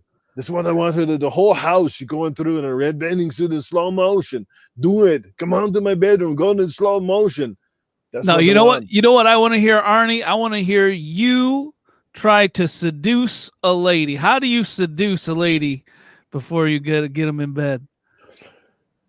I will get there to them, but I go up to the ear. And I'll be like this. I'll be like, come on, get in my chopper. Yes, it's right. I've got a chopper. And when you're going to come with me, you're going to get the whopper. And I'm going to take you to bed, and I'm going to show you a great time because I am the Terminator. I am the Terminator. I am the... But they already know that, man. Seducer. Who else do you want to be in this bedroom seducing? How would you not want to get seduced by the T-800? You want me to pull off my face mask and stare at it with my red eyes? Fantastic. I don't know. I'd be hot. If I had those pectorals, I'd be pumping them and like making them dance and be like, "All right, baby, let's go." Oh my God. I got like mental images of Artie pulling off his face in bed, like with a woman. Whoa. I thought you said in bed with you. Whoa. Not with me, He man. added a woman at the end. I was like, whoa. You're picturing me in bed? I'm going to create my own rock band just for her. It's going to be called Jizz Biscuit. Let's go. All right. I think that's good enough for Arnold for one night. Excellent. Back again next week for sure, guys. Awesome stuff. By the way, I just want to point out Dreadpool being one of our guests put more work into our show than we did by putting the questions in the private chat. He's like, yeah, put them in the private chat. I'm like, who the fuck uses that? I'm like, people work on this show? Chats there and banners and shit? What the fuck, Dread? You're the new executive producer. We're just the talent. The funny part is Arnie was talking about doing the helicopter, and I was just picturing how like I jump out in front of the TV sometimes and do the helicopter in front of my wife and then run away. Oh my God. Can you imagine that with his long hair and his cock? So what exactly would we do in the helicopter? Your hair, your beard, or your cock, or all three? You look like one of those military copters with the three blades on it. That's it. Holy fuck. What spawns this action amazing. to take place, Dread? My wife said, being 3.5 years old. My wife says I fucked like a stealth bomber. She never feels it going in or coming out. And then she smells it. Oh God. Haynes, we're sorry you got into this one. You said yes, not us. We will make the disclaimer right now, guys. Haynes has nothing to do with this show, and feel free to dissociate with us when it's all over. Yeah, exactly. I think I went down a follower today. What the this one from a memory. Oh shit! Angel's Hey, like, Princess, he's never coming back on anytime ever. I thought this was a gaming show. God damn it! Nonsense. He's got to come back here to talk Smite with me, man. That's right. Where else are you gonna do it? Oh shit! We got a few more topics, but before we bring in Tony Baloney, yes, he is back tonight. But we're just since we were talking about the E3 thing, and hopefully you guys can really dig deep into the old memory banks here. And same thing with the chat. What is your favorite, perhaps top one or top three moments from E3's past? What were a couple of times that you remember your jaw was on the floor and you went, wow, like something you kind of stand up and really remember? Anybody have anything that really sticks out to you guys? Perhaps it's a bad memory, something that you're like, oh, I wish I could forget that, or something that was amazing. Was it 2017 or yeah, I think it was 2017. Maybe it was 2018. The flute guy. Oh, yeah. the guy. I think that was 2017. Correct. I think that was Sony's PlayStation last show? one. And then no. The best one was 2019. They didn't show. Oh wow! I thought if I were to go with my E3 memories, I think that the one of Joel. I know it came. It was like 4 years before the game even came out. Was when Joel kicked the peach over to Ellie to show Last of Us 2. That was pretty amazing because I love those two games. Like I love them to death. That was a good one. And the big one, I think the one that had the most impact that I actually watch over and over and over again, two of them, both Phil Spencer announcements. I can't remember the years of either one of them. I'm sure someone will like help me out here. Was when Phil announced the backwards compatibility with the original Xbox, and he didn't say anything. He went out the stage and he says, we have a new announcement. And then you saw the big green X show up on the thing, and the whole stadium just erupted, and it was a full standing ovation. That was a big one. That was goosebump inducing. That and the other one was when he came out and announced those 5 studio acquisitions in that one shit. You remember that shit? Yeah. And then he's like, yeah, they bought Playground Games. They started with that. And then when they said Ninja Theory, and I remember I was watching this, some Scottish guy doing a live reaction of the show. And then it goes, we announced Ninja Theory. And he goes, Sony's fucking done. Like, right as soon as he said that, he just and then he announced more, and then when he goes, there's more, and then he does it again, and then at the end of it he goes, oh, Sony's fucking done. It just kept saying it over and over. But anyways, besides that funny thing, if you go back and watch that, the reaction from the crowd, like they were practically like falling over each other as each announcement he kept announcing another one. He goes, and we have another one to announce, and the people were losing their fucking minds. That has to be hands down my favorite E3 moment of all time. Anyways, I'm done. Well, yeah, it was funny though that the stocks on Ninja Theory, when it comes to gamer stocks, right, dropped as soon as you said Ninja Theory. It was like, yeah, well, they were the greatest fucking devs out there ever, and all of a sudden now it's owned by Microsoft. Yeah, they suck now. Yeah, that was because the Ninja Theory. I mean, they made what was that game they made for the PS3? I think it launched with the PS3 or very close to it. Heavenly Sword. Oh no, Heavenly Sword. Thank you, Ains. Yes, it was the one with the hair. I call it the hair because her hair was always waving around and shit. So yeah, that, and then of course, obviously Hellblade and stuff, which was a PS4 exclusive for a year, I believe, right? If not a bit longer. More than that, yeah. It was. I was gonna say it was a little bit longer than a year. Yeah, and then all of a sudden they suck as soon as Microsoft bought them, but that's how it goes. Yeah, I've got a couple, as you said this earlier, Noof. So for me, again, sorry, take it back to Halo again, but when they first showed Halo 2, we're going way back. So Halo kind of changed, console shooters forever. And when I think it was 2004, they showed Halo 2 with that trailer you can still watch today. And get goosebumps from that just set the world ablaze. That was, as when I was younger, that was one of the biggest things ever. I would also say 2018, you guys already just talked about it, right? But 2018 was the first Xbox conference I went to physically. And the way they let people into the theater was really weird. They did all these separate lines, right? And it was kind of disorganized. And so I got into the theater like one of the last groups. So literally Halo Infinite was premiering on the screen as I was sitting down. which, wow. as I've already said, I'm going nuts right now. I'm not in a great seat. I'm at the back of the corner here. And it was hilarious because I was surrounded by, I guess, like journalists, right? Who aren't popular enough to be right up front, right? Probably the lower journalists. Mhm. And they're just boring as shit.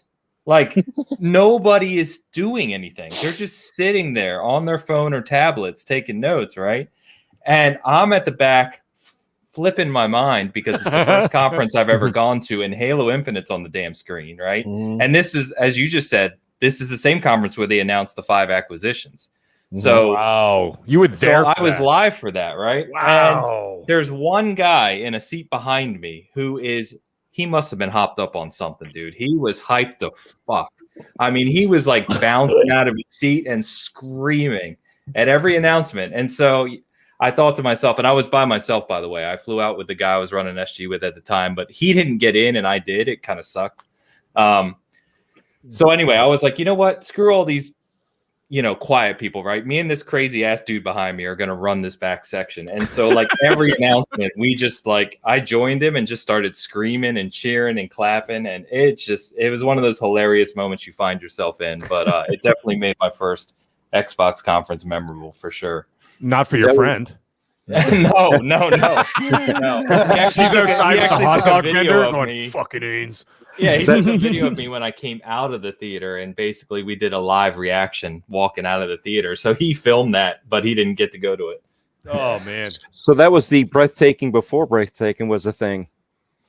Yes. Yeah. No, breathtaking was 2019. That's right. Yeah, But that was that's a what year I'm saying. after. It was before. That's my other memory too. Is I happened to be in about row 15 in 2019, and I was literally sitting in front of Jez. I was sitting next to a bunch of the Xbox guys you all know. Everyone you could name right now. We were all kind of close together. And we had no idea about Keanu, right? And we're sitting there and the stage went dark, the door lifted up and you see a silhouette. And I'm like, no fucking way, right? And he walks out and I was maybe 50 feet from him. And I can't tell you how loud that place was. Like it doesn't really come through on the video, right? But when you were there and Keanu walked out, it was absolutely effing incredible. I mean, it was just like we were all in shock that he was standing there right in front of us. Yeah. That's awesome. Yeah, Ains, is it true? Some people have said that being at the show, it smells like fast food and armpits. Is that about right? Yeah, it's definitely it's a weird mix of emotions. I don't know if you guys are like me. Like I grew up with E3, right? Like reading about it and dreaming about going. And so that first year I went in 2018 at the actual conference, I mean, was like it's very memorable for me. But 2019 was a lot more fun just because I was more well known. I was with the community. I was kind of up front, and so better seats and all that.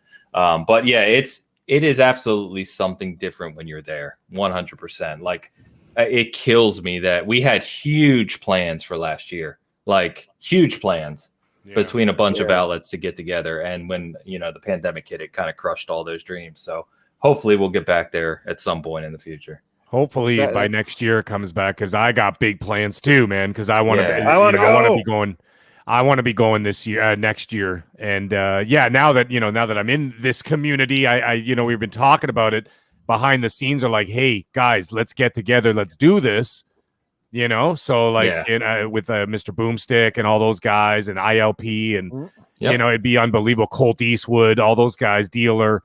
Well, Dealer doesn't go, but Colt does, right? So Colt does, yeah. Me and Colt hung out for all 3 days last year. He actually, because Boom was sitting in front of him, right? So he must have been sitting right by you too. Oh, I was 2 seats from Colt. Okay, so Boom was right in front of him and stuff, and they were all together, 2019 right? was Colt's first show. He had never been before, and he was with his wife. Yeah, that's right. Yeah. So he didn't really know what was going on, and because he was with his wife, like me and Bert, who used to run SG, we hung out with him and kind of showed him around and had a good time. Super nice people, and we've been friends ever since. But it was a great time, man. It was a really good time. Oh man!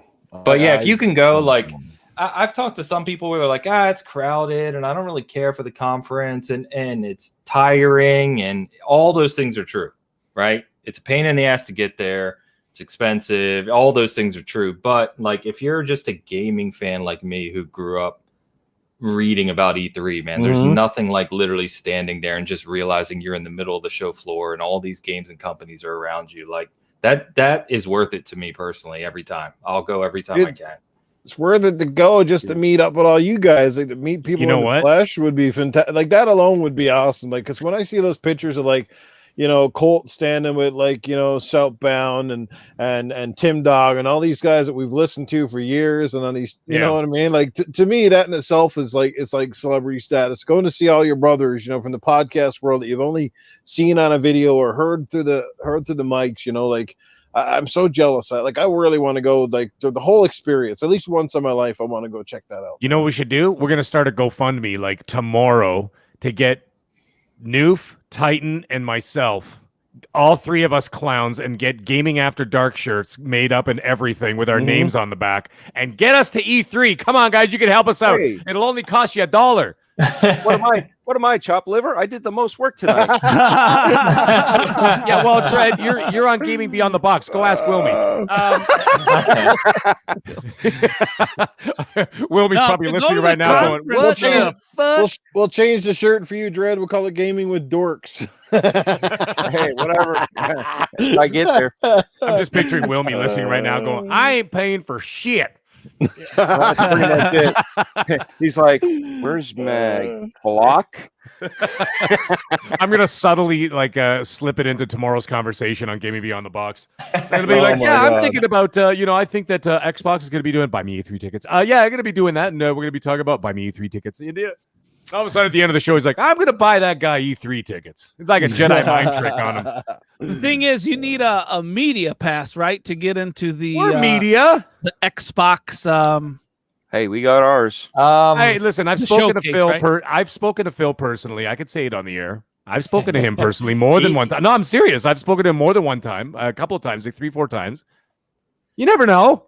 No, and even if you have a media badge, you're not guaranteed to get an Xbox conference. So I'm getting media right badge source, man. is for E3, the conference itself, the 3-day thing. Yeah. The Xbox, Bethesda, what used to be Bethesda, right? Ubisoft, all those other conferences are all individual. You have to be media qualified for each of those companies individually. Well, we're going right to the source. I'm going right to the source. That's what we need. Hey man, I did do that once. I reached out to Phil, and it was just like a shot in the dark, and I almost I was in the gym on a treadmill, and I saw that because I was watching a movie on my phone, and I see that an email came in, and it was fucking Phil Spencer, and I'm like, oh my! I almost fell off the fucking treadmill, and he actually responded to me personally, and then we ended up like talking. It was unbelievable. I was like, this guy actually got back to me. I couldn't believe it. I was in absolute shock. Now that he listens, if he ever listens to this show, he'll probably never take my call again. But yeah, he'd be like, "Oh fuck those Gaming After Dark guys! I can't have them. They're gonna ruin the reputation of Xbox."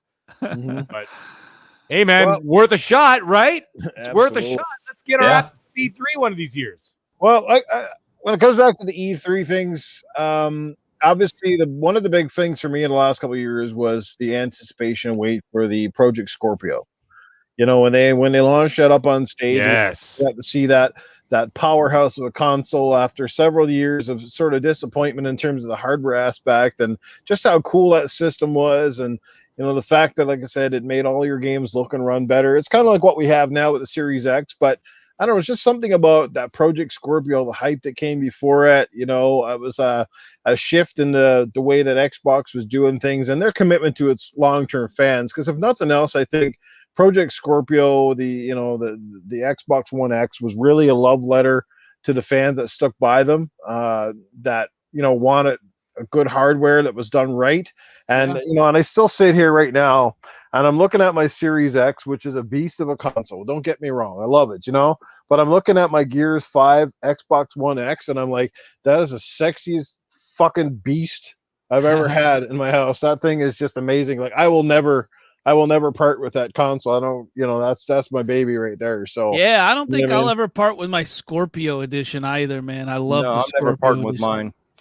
So it's just something about that, and there's a lot of moments that stood out. I mean, obviously, how can you? Keanu Reeves and Breathtaking will forever be etched in our memories. Him coming out like such an icon, and the fact he's coming off the height of the John Wick series and everything else, and he's Johnny Silverhand and Cyberpunk, and he's just an all around good guy. You know what I mean? Like you read the stories of Keanu, it's just such a great guy to have to come out and lead your show. How can you not forget? Dwayne the Rock Johnson coming out in the early stages of Xbox with Bill Gates of all people. And announcing the beast, like Ian said, almost anytime a Halo shows up on the screen, and that's how iconic Halo is you only have to hear about 3 syllables of that music, and you're already like your blood is pumping, and you're like, yeah, like, as soon as you hear that, your hair stands up on your arms. Stand up mine right now. And and love Phil. Say what you like about Phil Spencer. Say what you like about Don Mattrick or any of these guys over the past few years. But the one guy that I fucking really miss that embodied everything about Xbox when he took to the stage, and he was a commanding presence. I don't know if you guys are going to guess it. Steve Ballmer.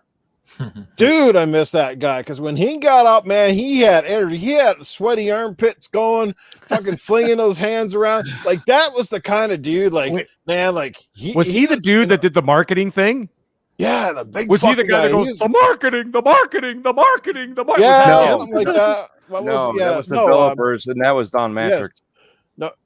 No, that wasn't Don Mattrick. That was Ballmer because he had the big sweaty. developers. Oh yeah, the developers. Yeah, with the sweaty armpits. The developers.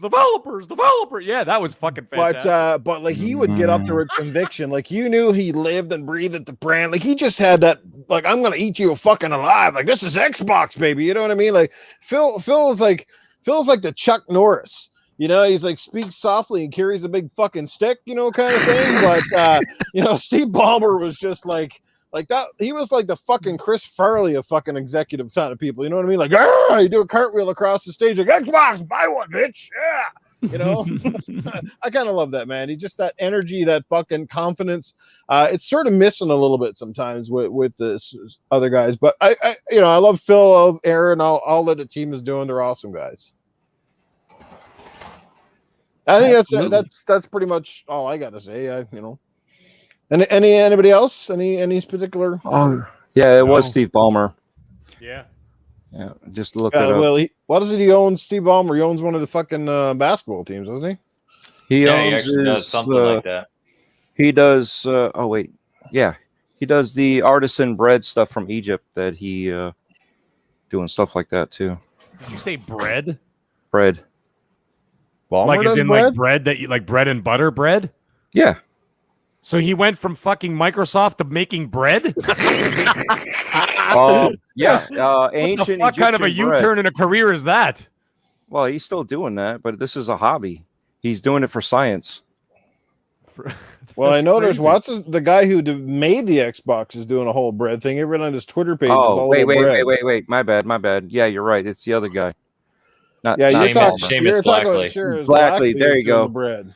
Yeah, my bad. I was thinking Steve Ballmer's doing fucking bread. No, Steve Ballmer. Yeah, he's No. ex-CEO. He can do whatever the hell he wants. Yeah. He can make bread too, okay? Under those pits. Breaking bread with bread. There you go. Yeah, exactly. Trying to break Ballmer's bread. That doesn't sound right. Oh my god, that's like Phil Spencer retiring and becoming like making like animals out of balloons at like a circus or something. They'd be like, yeah, that's what I do now. They'd be like, what? Do you want a poodle? Still, Seamus Blackley doing it is still the same difference. Yeah. Phil retires and gets hired by what's her name from the Tiger fucking King. Working at her zoo. Carol fucking Baskin. Hey, Carol Baskin. I gotta kick her that Carol Baskin. I should do like Cletus fucking doing that shit, huh? Is he related to her? God damn you, Carol Baskin! You put my cushion in jail. I'm coming for you. Yes, indeed. I got a bullet with your name on it. I'm coming for you. Never mind you, Carol Baskin. I Now couldn't you stay believe away it. from my donkeys. I couldn't believe the stuff that came out of that dude's mouth, man. Oh my lord! On that show. Oh shit! I think that's why it was so popular. Like, man, does this guy have he gives zero shits. Yeah, it was kind of one of those. Filter This was shit like can't zero. It's like this shit can't really be real, is it? You know, kind of thing. And you're like, Yeah. but it is. Yeah, exactly. They were what was they doing the casting for that? Somebody had Nicolas Cage fucking cast as the Tiger King guy, and I was like, what? Come on, dude. Yeah, it's true. close. Yeah. He's not doing him, is he? I don't know if he's still doing it, but he was attached to the project. They should have got David Spade to be him. Right. He's still pretty fucking funny though, man. He could cut and paste David in there Spade real could do it easily. Yeah. Yeah, exactly. Like Nicolas Cage, it'd be kind of weird. Face Off. Yeah, it's a Carol fucking Baskin. You know, like I was thinking Face Off, like the tiger bite his face off. I was going to say I'd like to see Dana Kirby. Dana Kirby should do a thing of Mark Cerny. He does. It's called the Church Lady. Dana Kirby, Mark Cerny. Oh shit, we're off the rails altogether, guys. God damn. Sorry, I didn't mean to do train's that. Gone. I'll be back, gentlemen. Yeah. All right, that's right. Tony Baloney is soon entering the building. We knew we could smell that pipe coming along, and heard his little champagne glass. Worst actor ever, yeah, no doubt. Like, and while he gets ready, go ahead, let me know in the chat. I wanted to get you guys because I want to do it this week, but I don't think we're prepared enough. So next week, definitely, I want to see. In my corner, I want to see one of Noof's personalities versus one of Mag's personalities. And I want you guys in the chat to vote for who you want to see in Drago's corner. Do you want to see like the T800 go against, I don't know, whatever middle, I don't know what the streamer chick's name is, but she's definitely got to show up again. She made one video and disappeared. I was thinking about introducing a new character called Brutus Douchecake. What do you about that? Are you for real? Yeah, I'll make a new character. Brutus. Is he related to Douche Canoosh? He could be. I'll take any character you got, man. But yeah, I definitely want to see one of Noof's go against one of Mag's and see who would win off against them two. Because my gosh, it's tough going against these guys, man. They're good. I would. All right. Here's the epic battle that I would want to see. Cletus and Tony. Cletus and Tony. Yeah, right. I mean, it's like the battle of the SCDs. Yeah. Am I scared? I've been getting my face kicked in, Spider-Man. The hell? Like Rocky Balboa at the end of Super Fight 2, man. I tell you this right now, if I ever get my hands on that Tony Baloney, I'm going to take a shit in that hat he puts on his head. That's what I want to do. See, Spider-Man, Titan has to see how it's done the right way, is what it is. Wait, what? That's why you want to see Noof and Middle. Mag, oh, yeah, I'll be taking notes. You want to see that so that way you can figure out how not to lose. No, I just want to give some of these other guys some more L's. You lost to a robot that was being taught by a teenager. Taught by a teenager? What? No, I beat him. I beat the T800. Oh, I'm sorry. You beat him. You beat him. I'm sorry. Yes, you did. I know you voted against me, but hey. Yeah. Well, every single time. Even when you're doing good, I'm like, nah. Well, I heard you got beat by Cerebral Paul. That's embarrassing. Like next time he gets in your corner, I hear he's going to come out with a limp biscuit. Keep rolling. Hey. And I'll tell you what, hey, the chat needs to stop being fraudulent, okay? Vote in the second round, whoever won the damn round, okay? Don't go for the round 3 every time, please, because that's what we've had every time. I mean, if we're over here sweating balls trying to get to round 3. If it's a complete annihilation, just let it be annihilated and get it over with. Yeah. If it's annihilation, let it be. Let it be what it is, please.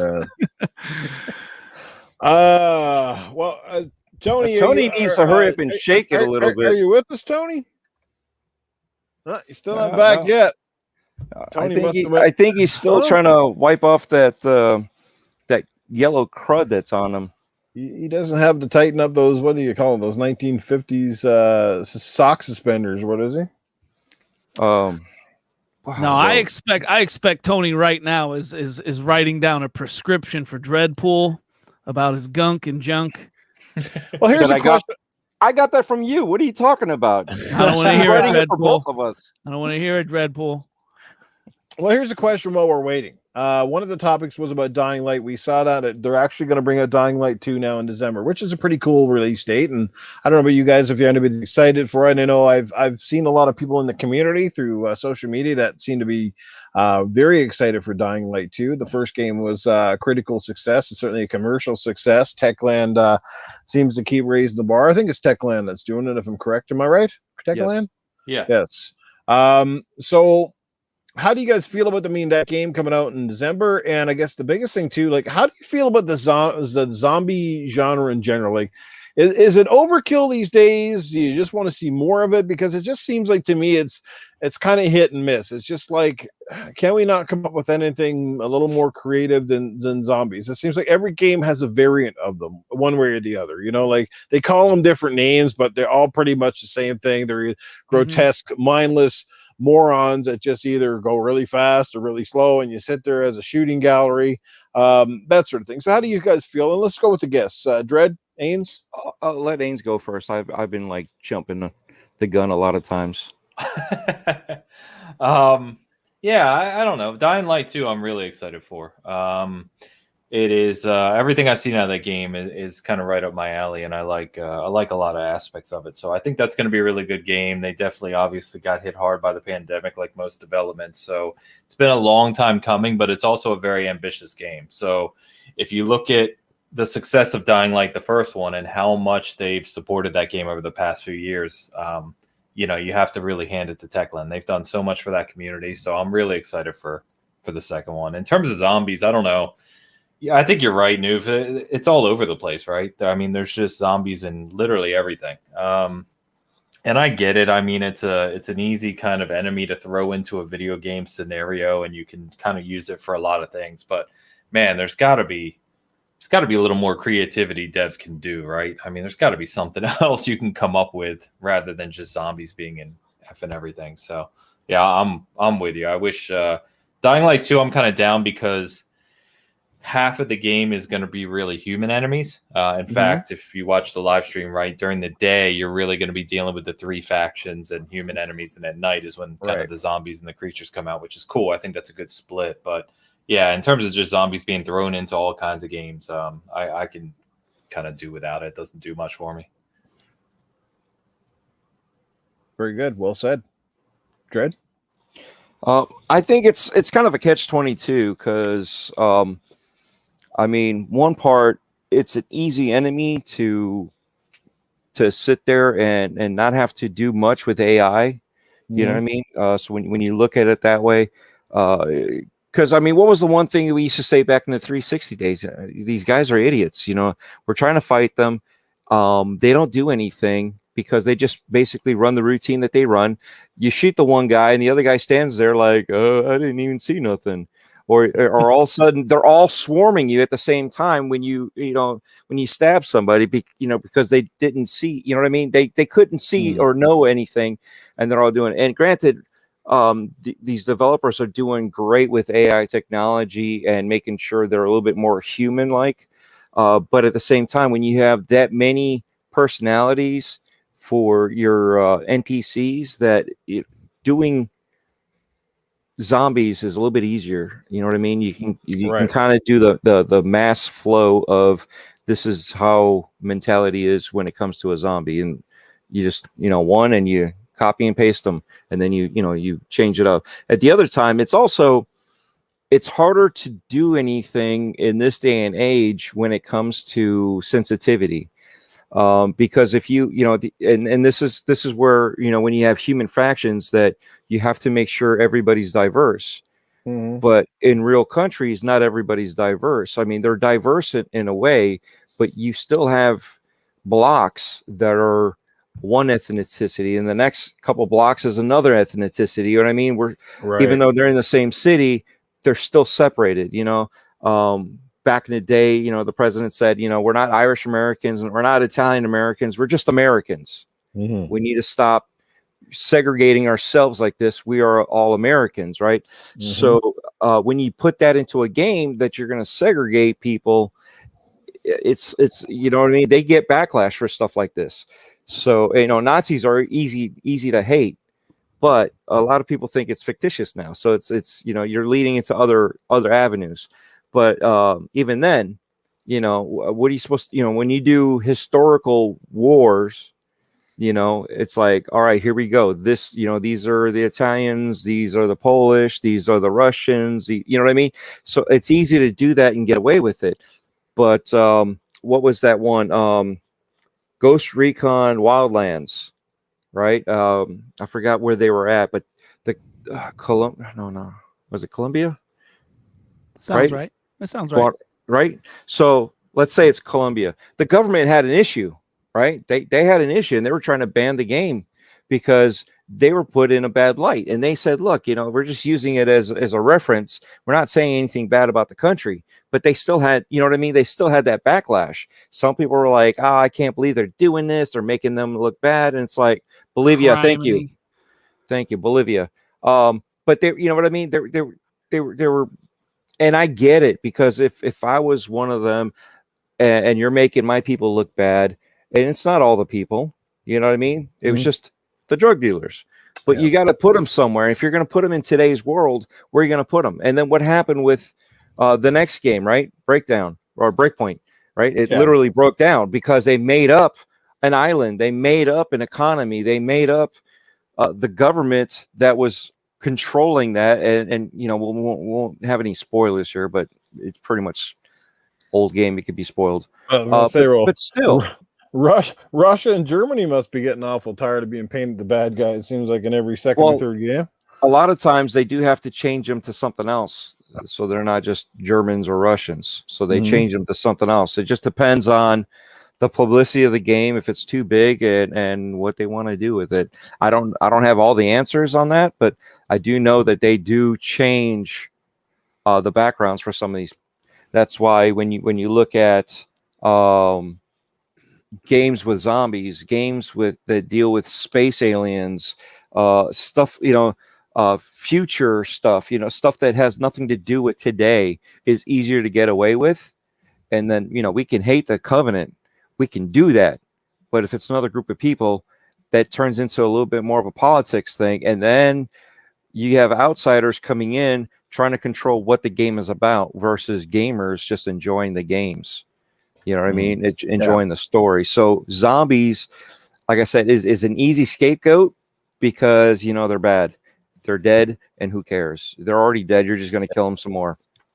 Well, I definitely think it's a genre that's overdone, but I think if there's any game that came close to, I don't know if any game really what you call do it right, because how do you know they technically don't exist, right? But like the Left 4 Dead franchise, and that's why I'm really excited for Back 4 Blood, because what I found with Left 4 Dead was because of the way that game and the way the AI what do you call it, the adaptive AI and the stuff that they had in that game, it was the genius of that game was the programming, like the levels that weren't overly long, but you could play with your co-op, your buddies. So the fun factor right off the bat was great. Lots of different weapons, lots of diversity, lots of different class types in terms of the zombies. And we all know it was like, sneaking past the witch, but if you startled her, she'd come at you and it was almost a guaranteed down. And, there's liquor guys in the darkness behind the trees, roping you with the tongues. Like that kind of stuff was crazy to me. That was probably my favorite experience with that sort of genre, just because of the way it was, it was intense in that way, and it really relied on teamwork to be successful, not just how well you could shoot, hit them in the head and kill them.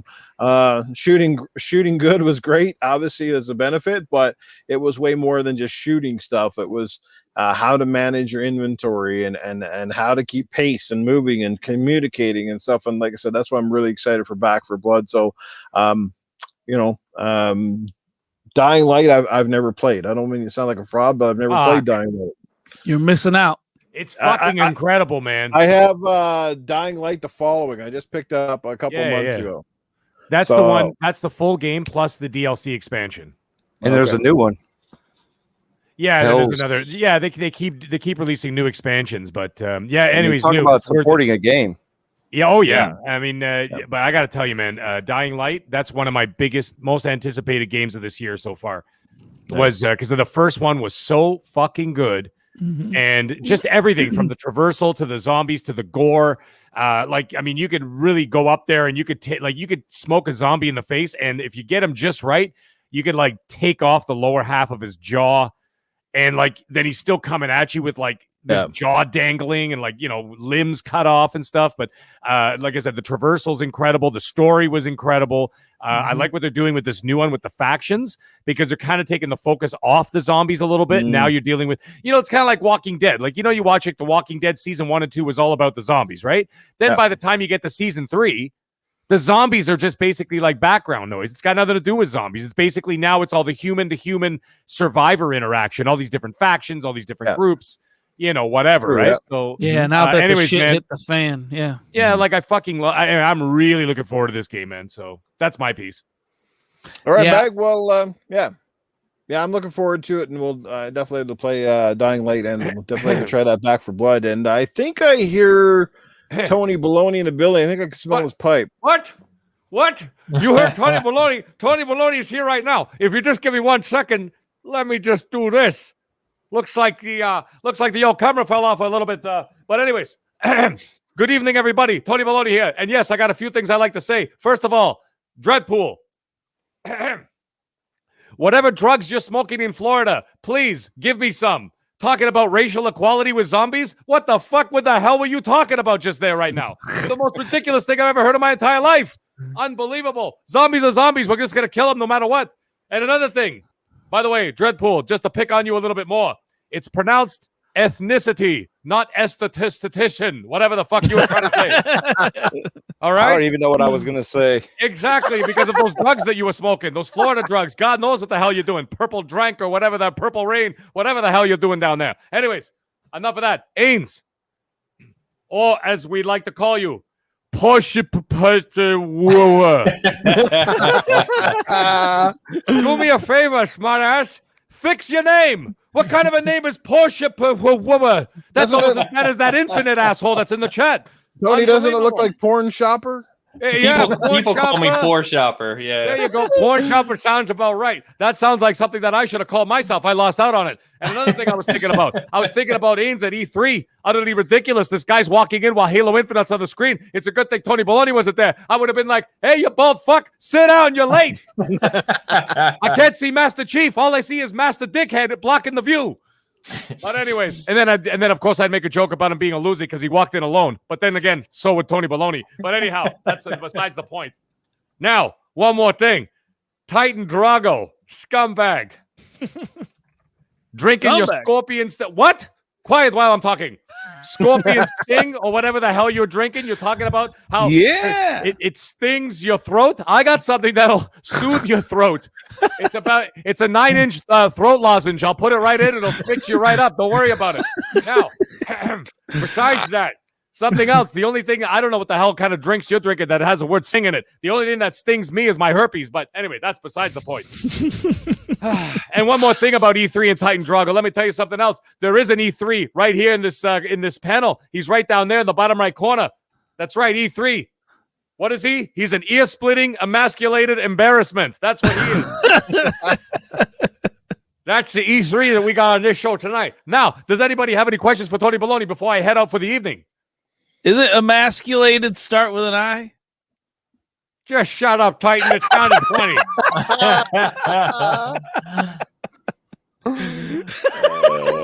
And by the way, aren't you the teacher? Aren't you supposed to tell me? Emasculated starts with an E, smartass. I just looked it up.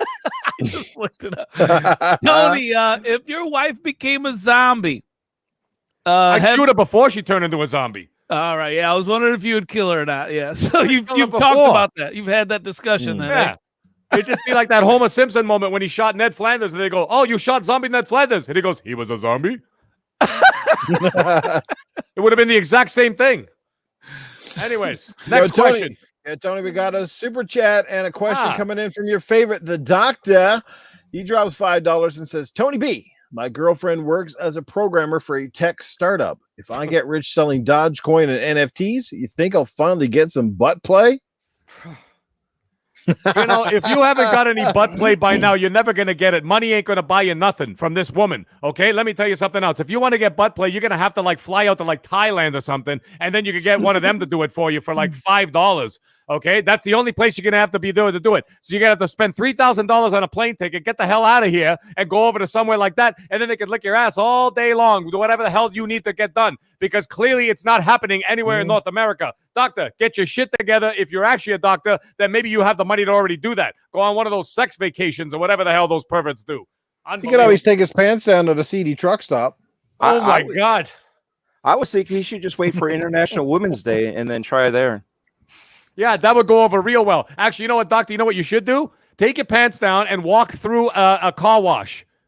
Okay? At least the things that are spinning around might lick your ass a little bit. Maybe you'll get a little bit of action there. That's the only thing I can think of. Any other stupid questions for Tony Baloney before I head off for the evening?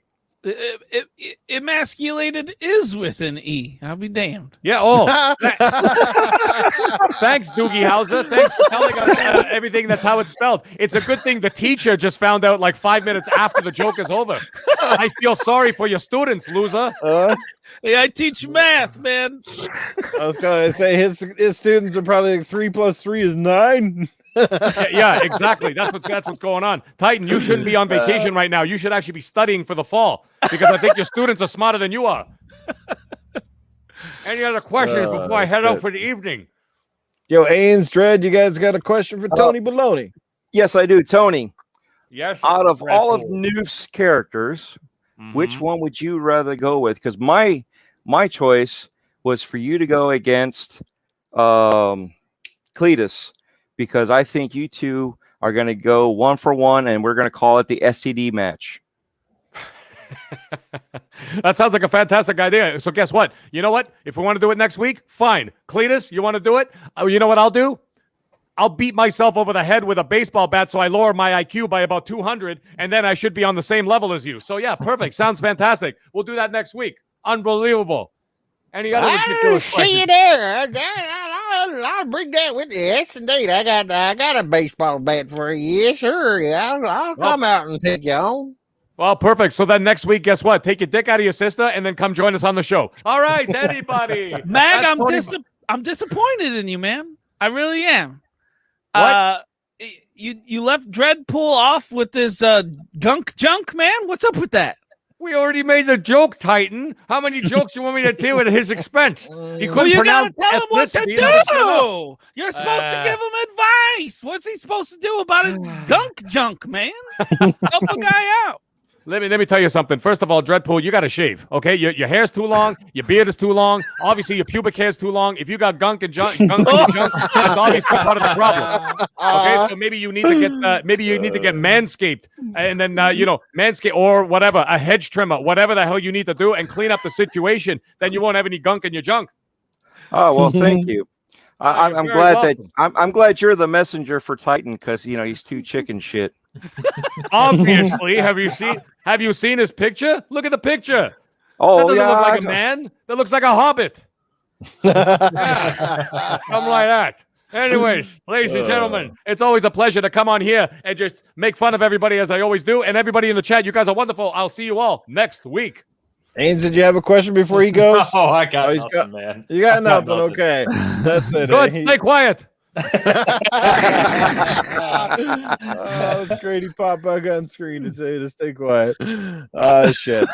Oh, man. Man, this show is always a train wreck waiting to happen, guys. Well, we are at the end of the show. I think that's going to cover it for one evening. So, you disappointed, Dread? Take it easy, Dreadpool. Some of us got to go to bed, you know. Yeah, Dread. I I thought we heard were you gonna got have lots one at of a podcasts time. this week. I thought we were gonna have a corner. He called me on. He called me out how many times. I'm here, and now he's chickening out. That's fine. What? All right, do you We'll have guys, you back on Dreadpool. do you guys need to have a corner to end off this night or what? Go for it if you do. I don't know. Let's No, do it. tomorrow's the last teacher Let's work do it. day.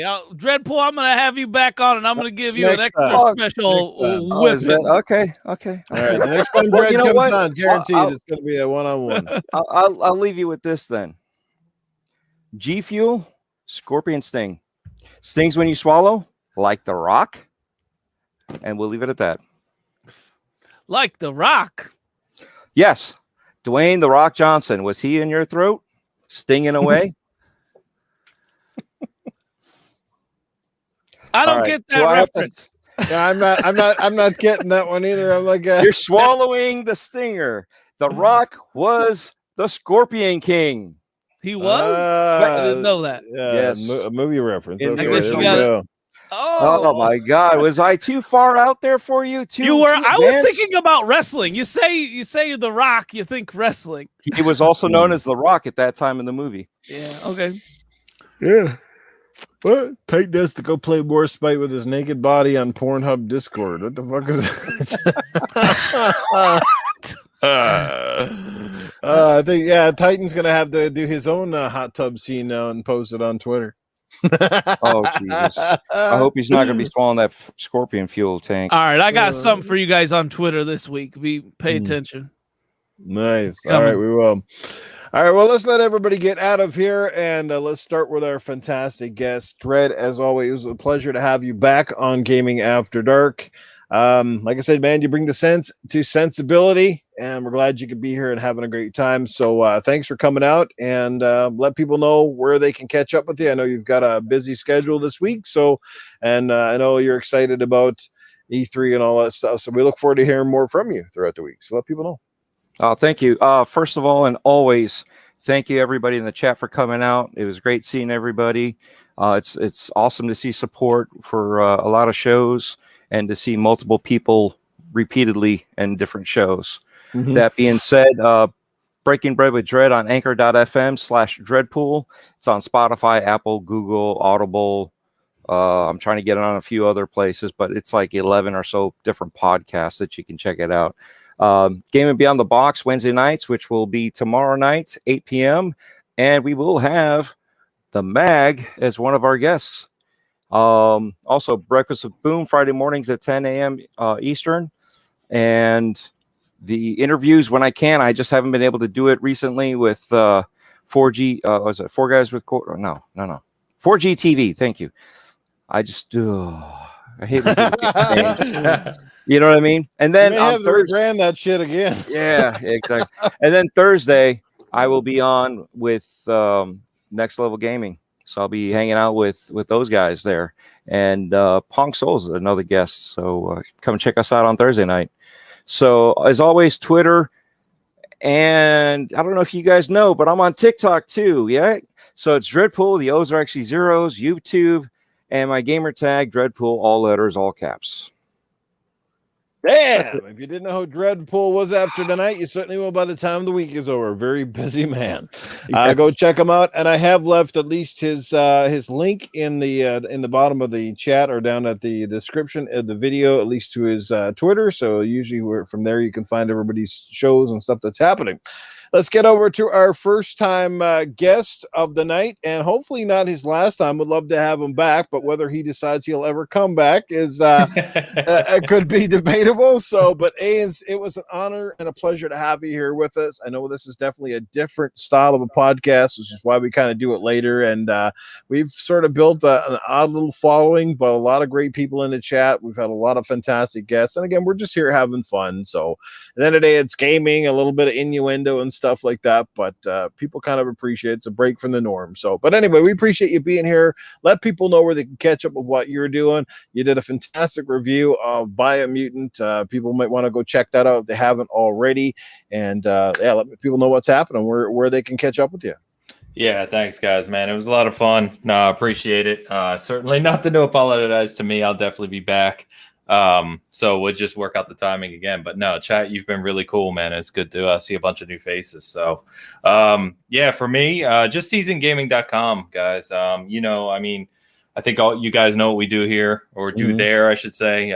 It's really about gaming coverage without the bullshit. So if we're fully supported just by the community. There's no ads on the site. There's no monetization on our videos. There's nothing like that. We are run by our contributors and the community. So any support, for SG and just even checking in on the site once in a while is good in my book. And yeah, I'm not Porshapwr, it's Porshapwr. But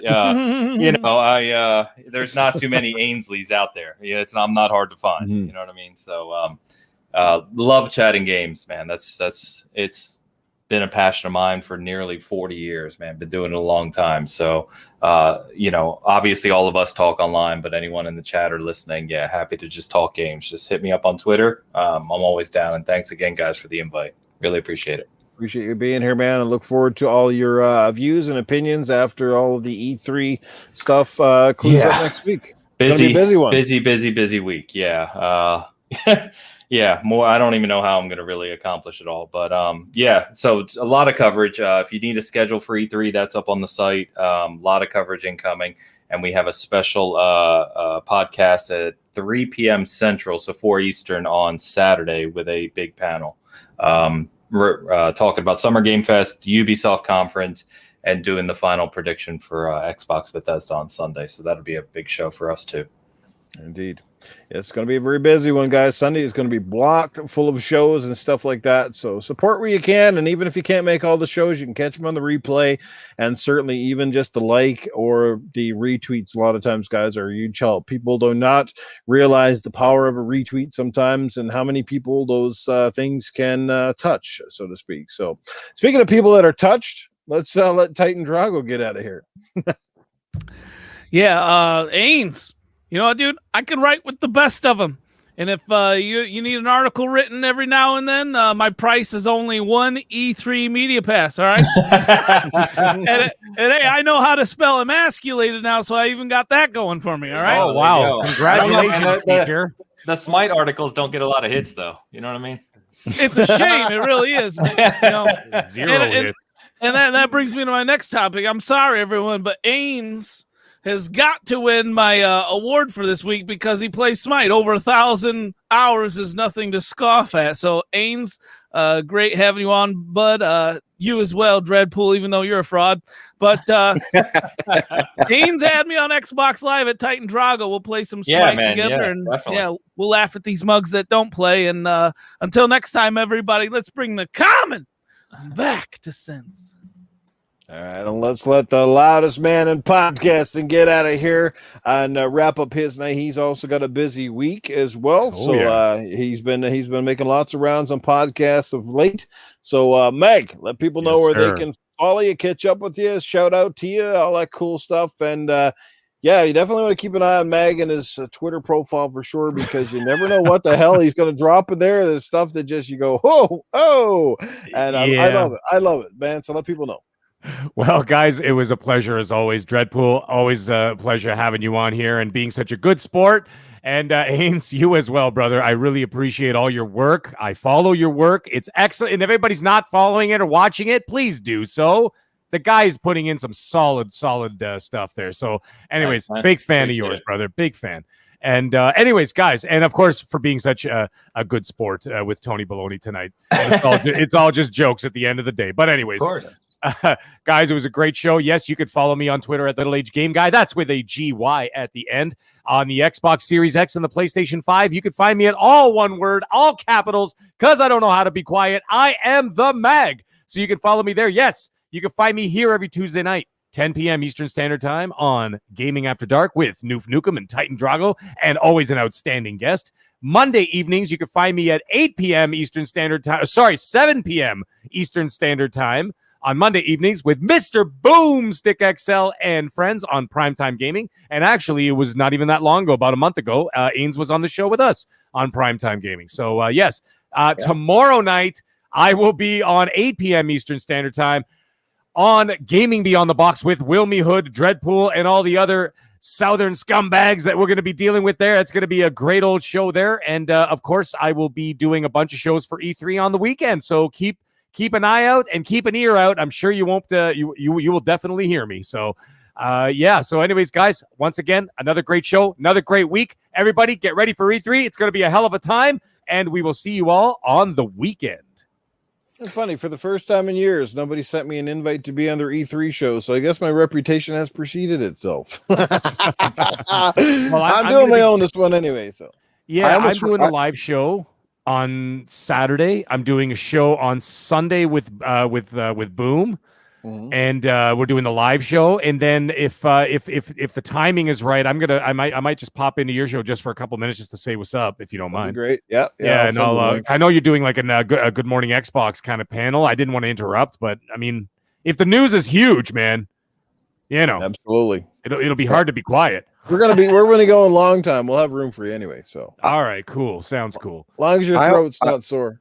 Well, Titans will be, but that's a separate situation. But anyways, either way, guys, have a great evening. I almost forgot. I'm actually going to be on with Fun Speculation Friday night as a guest there too. Nice. Oh, nice. Very nice. Very nice. I like him. Yeah, World Tour, man. Hey, Princess Zelda, how many hours you got in Smite? Day. Princess Zelda, how many hours you got in Smite? Let me know. I'm sorry, Ains. I didn't hear you, Ains. I just said you sound like you're doing a podcast every night, man. God damn. Yeah, actually, Tuesday, Wednesday, Thursday, Friday. Yeah, that's about it. I'm doing between this week and next week, I'm doing 8 shows in 11 days. Jesus, guys. Oh, my God, boys. Crazy. That's what happens when I go on vacation. I call it a world tour. Yeah, pretty much, man. It's been nuts. Tony Baloney's gonna have a sore throat next week. Jesus, I'm there's a part of me that'd be like, oh my God, please don't ask Tony Baloney to be on the show. He might have to take a week off next week. Just let the mag be on the show. Just let me be myself. I don't know how much screaming I could do in a week. Oh shit! I gotta fly to Canada. I gotta fly to Canada so I can do Breaking Bread with Tony Baloney. That would be incredible. You have to stay in character the whole time. Oh, that while I'm eating, that would be fantastic. Yes. I would totally be down. I want to do a podcast with the hot tub streamer chick. Oh, don't worry, you'll see her again. You'll see her. We'll be on camera for it the whole time. Tina, is it? Titan, and that's where you get the gunk from. Yeah, that's right. That's exactly. That's where you get the gunk from. Hey, Dreadpool said something funny tonight. More times than you have. Drago's corner started a little bit too late. Yeah, right. Hey, I was willing to do it. The next time you come on, Dread, for sure, we'll do the one-on-one with you guys. I thought it was like, it was already like it didn't need to be said. Gotcha. Anyway, guys, you know where to find me. Always in the gutter. It's Noof Nukem. And speaking of what I'm doing, yes, this is my sort of last podcast till at least Sunday. So we're doing Good Morning Xbox on Sunday with my usual cast of characters. Shout out to a few of them who were in the chat tonight, like Cerebral Paul, Eternal Shaddai, and Axel1324, guys. Good to see you here. Thanks for coming out and supporting. So it's going to be obviously those guys along with Scrub Nurse and Cool Cat Terry, and we're going to do a reactionary show. I've said in the past, I'm not a big fan of trying to do a podcast during the live production because it just gets too confusing. You miss a lot of stuff, and then when you're trying to do the show, it's just too much noise. But that's just my thought on it. So we're going to do a post reaction after the E3 of Xbox, and we'll probably weigh in on the stuff that we saw on Saturday from the other companies as well. So just keep that in mind. If you're a fan of Good Morning Xbox, we'll be on after that ends. We'll send out the links, and hopefully we'll see at least some of you guys there. Like I said, it's going to be a busy Sunday, and I think a lot of podcasts are planning to do their own show and their own thing. So it is what it is, but we're going to try our own take on it and see what happens. So we'll see you on the weekend, and otherwise we'll be back here again next Tuesday with another edition of Gaming After Dark, and I'm sure next Tuesday we'll probably be kind of talking about what we've been seeing up to that point. So we're going to hear a lot of E3 talk this next week. So make sure you take your throat lozenges, all that good stuff, because it's going to be a crazy one. But the most important thing I just want to leave the show off is it's okay to be excited, and don't let anybody else ruin that excitement for you. It's all about games. It's not about the console war crap. Leave that stuff at the door. Just get excited that we're going to see new games in a year where, you know what, games have brought us all together in a very difficult past 12 months or so, where we haven't seen half our families. We haven't, and this goes for those studios and those publishers and different people like that haven't really sat down to develop a game in the way that they've been used to prior to. So give them a little credit, give them a little bit more slack than you probably would have in past years. It's been a long, tough road for fans and them alike, and they're trying to do their best. So just have fun. Don't let anybody ruin it for you. If you like an indie game and that's your game of the show, so be it. If you like a big game and that's your game of the show, so be it. If you didn't like something you expected to like, so be it. It's your opinion and you're entitled to it. So just just have fun with it and be excited. It's cool to be excited. 100%. Anyone that hates, let me say this: anyone that hates on the Xbox E3 show last year and this year, like they just gotta, like to me, they just gotta be people that look at life, you know, the cup half empty. I feel like that's like the only possible explanation. If you're still hating on Xbox, you've got to be looking at life, you know, as the cup is half empty, man. And I would highly suggest, man, look at it half full. At least they're there. That's a start right there. They showing the fuck up. More than I can say for some people. Yeah. So we'll leave it at that. But anyway, guys, you have yourself a great night, a great week. Like I said, have fun, get excited. It's time to go, baby. Boom, boom, kaboom. Leaving the room. Have a great night, everybody. Take care. Haynes, you see this trash talk I take on a weekly basis about Smite in the chat? Yeah, here? man, I didn't realize it was that serious. What the hell's going on around here?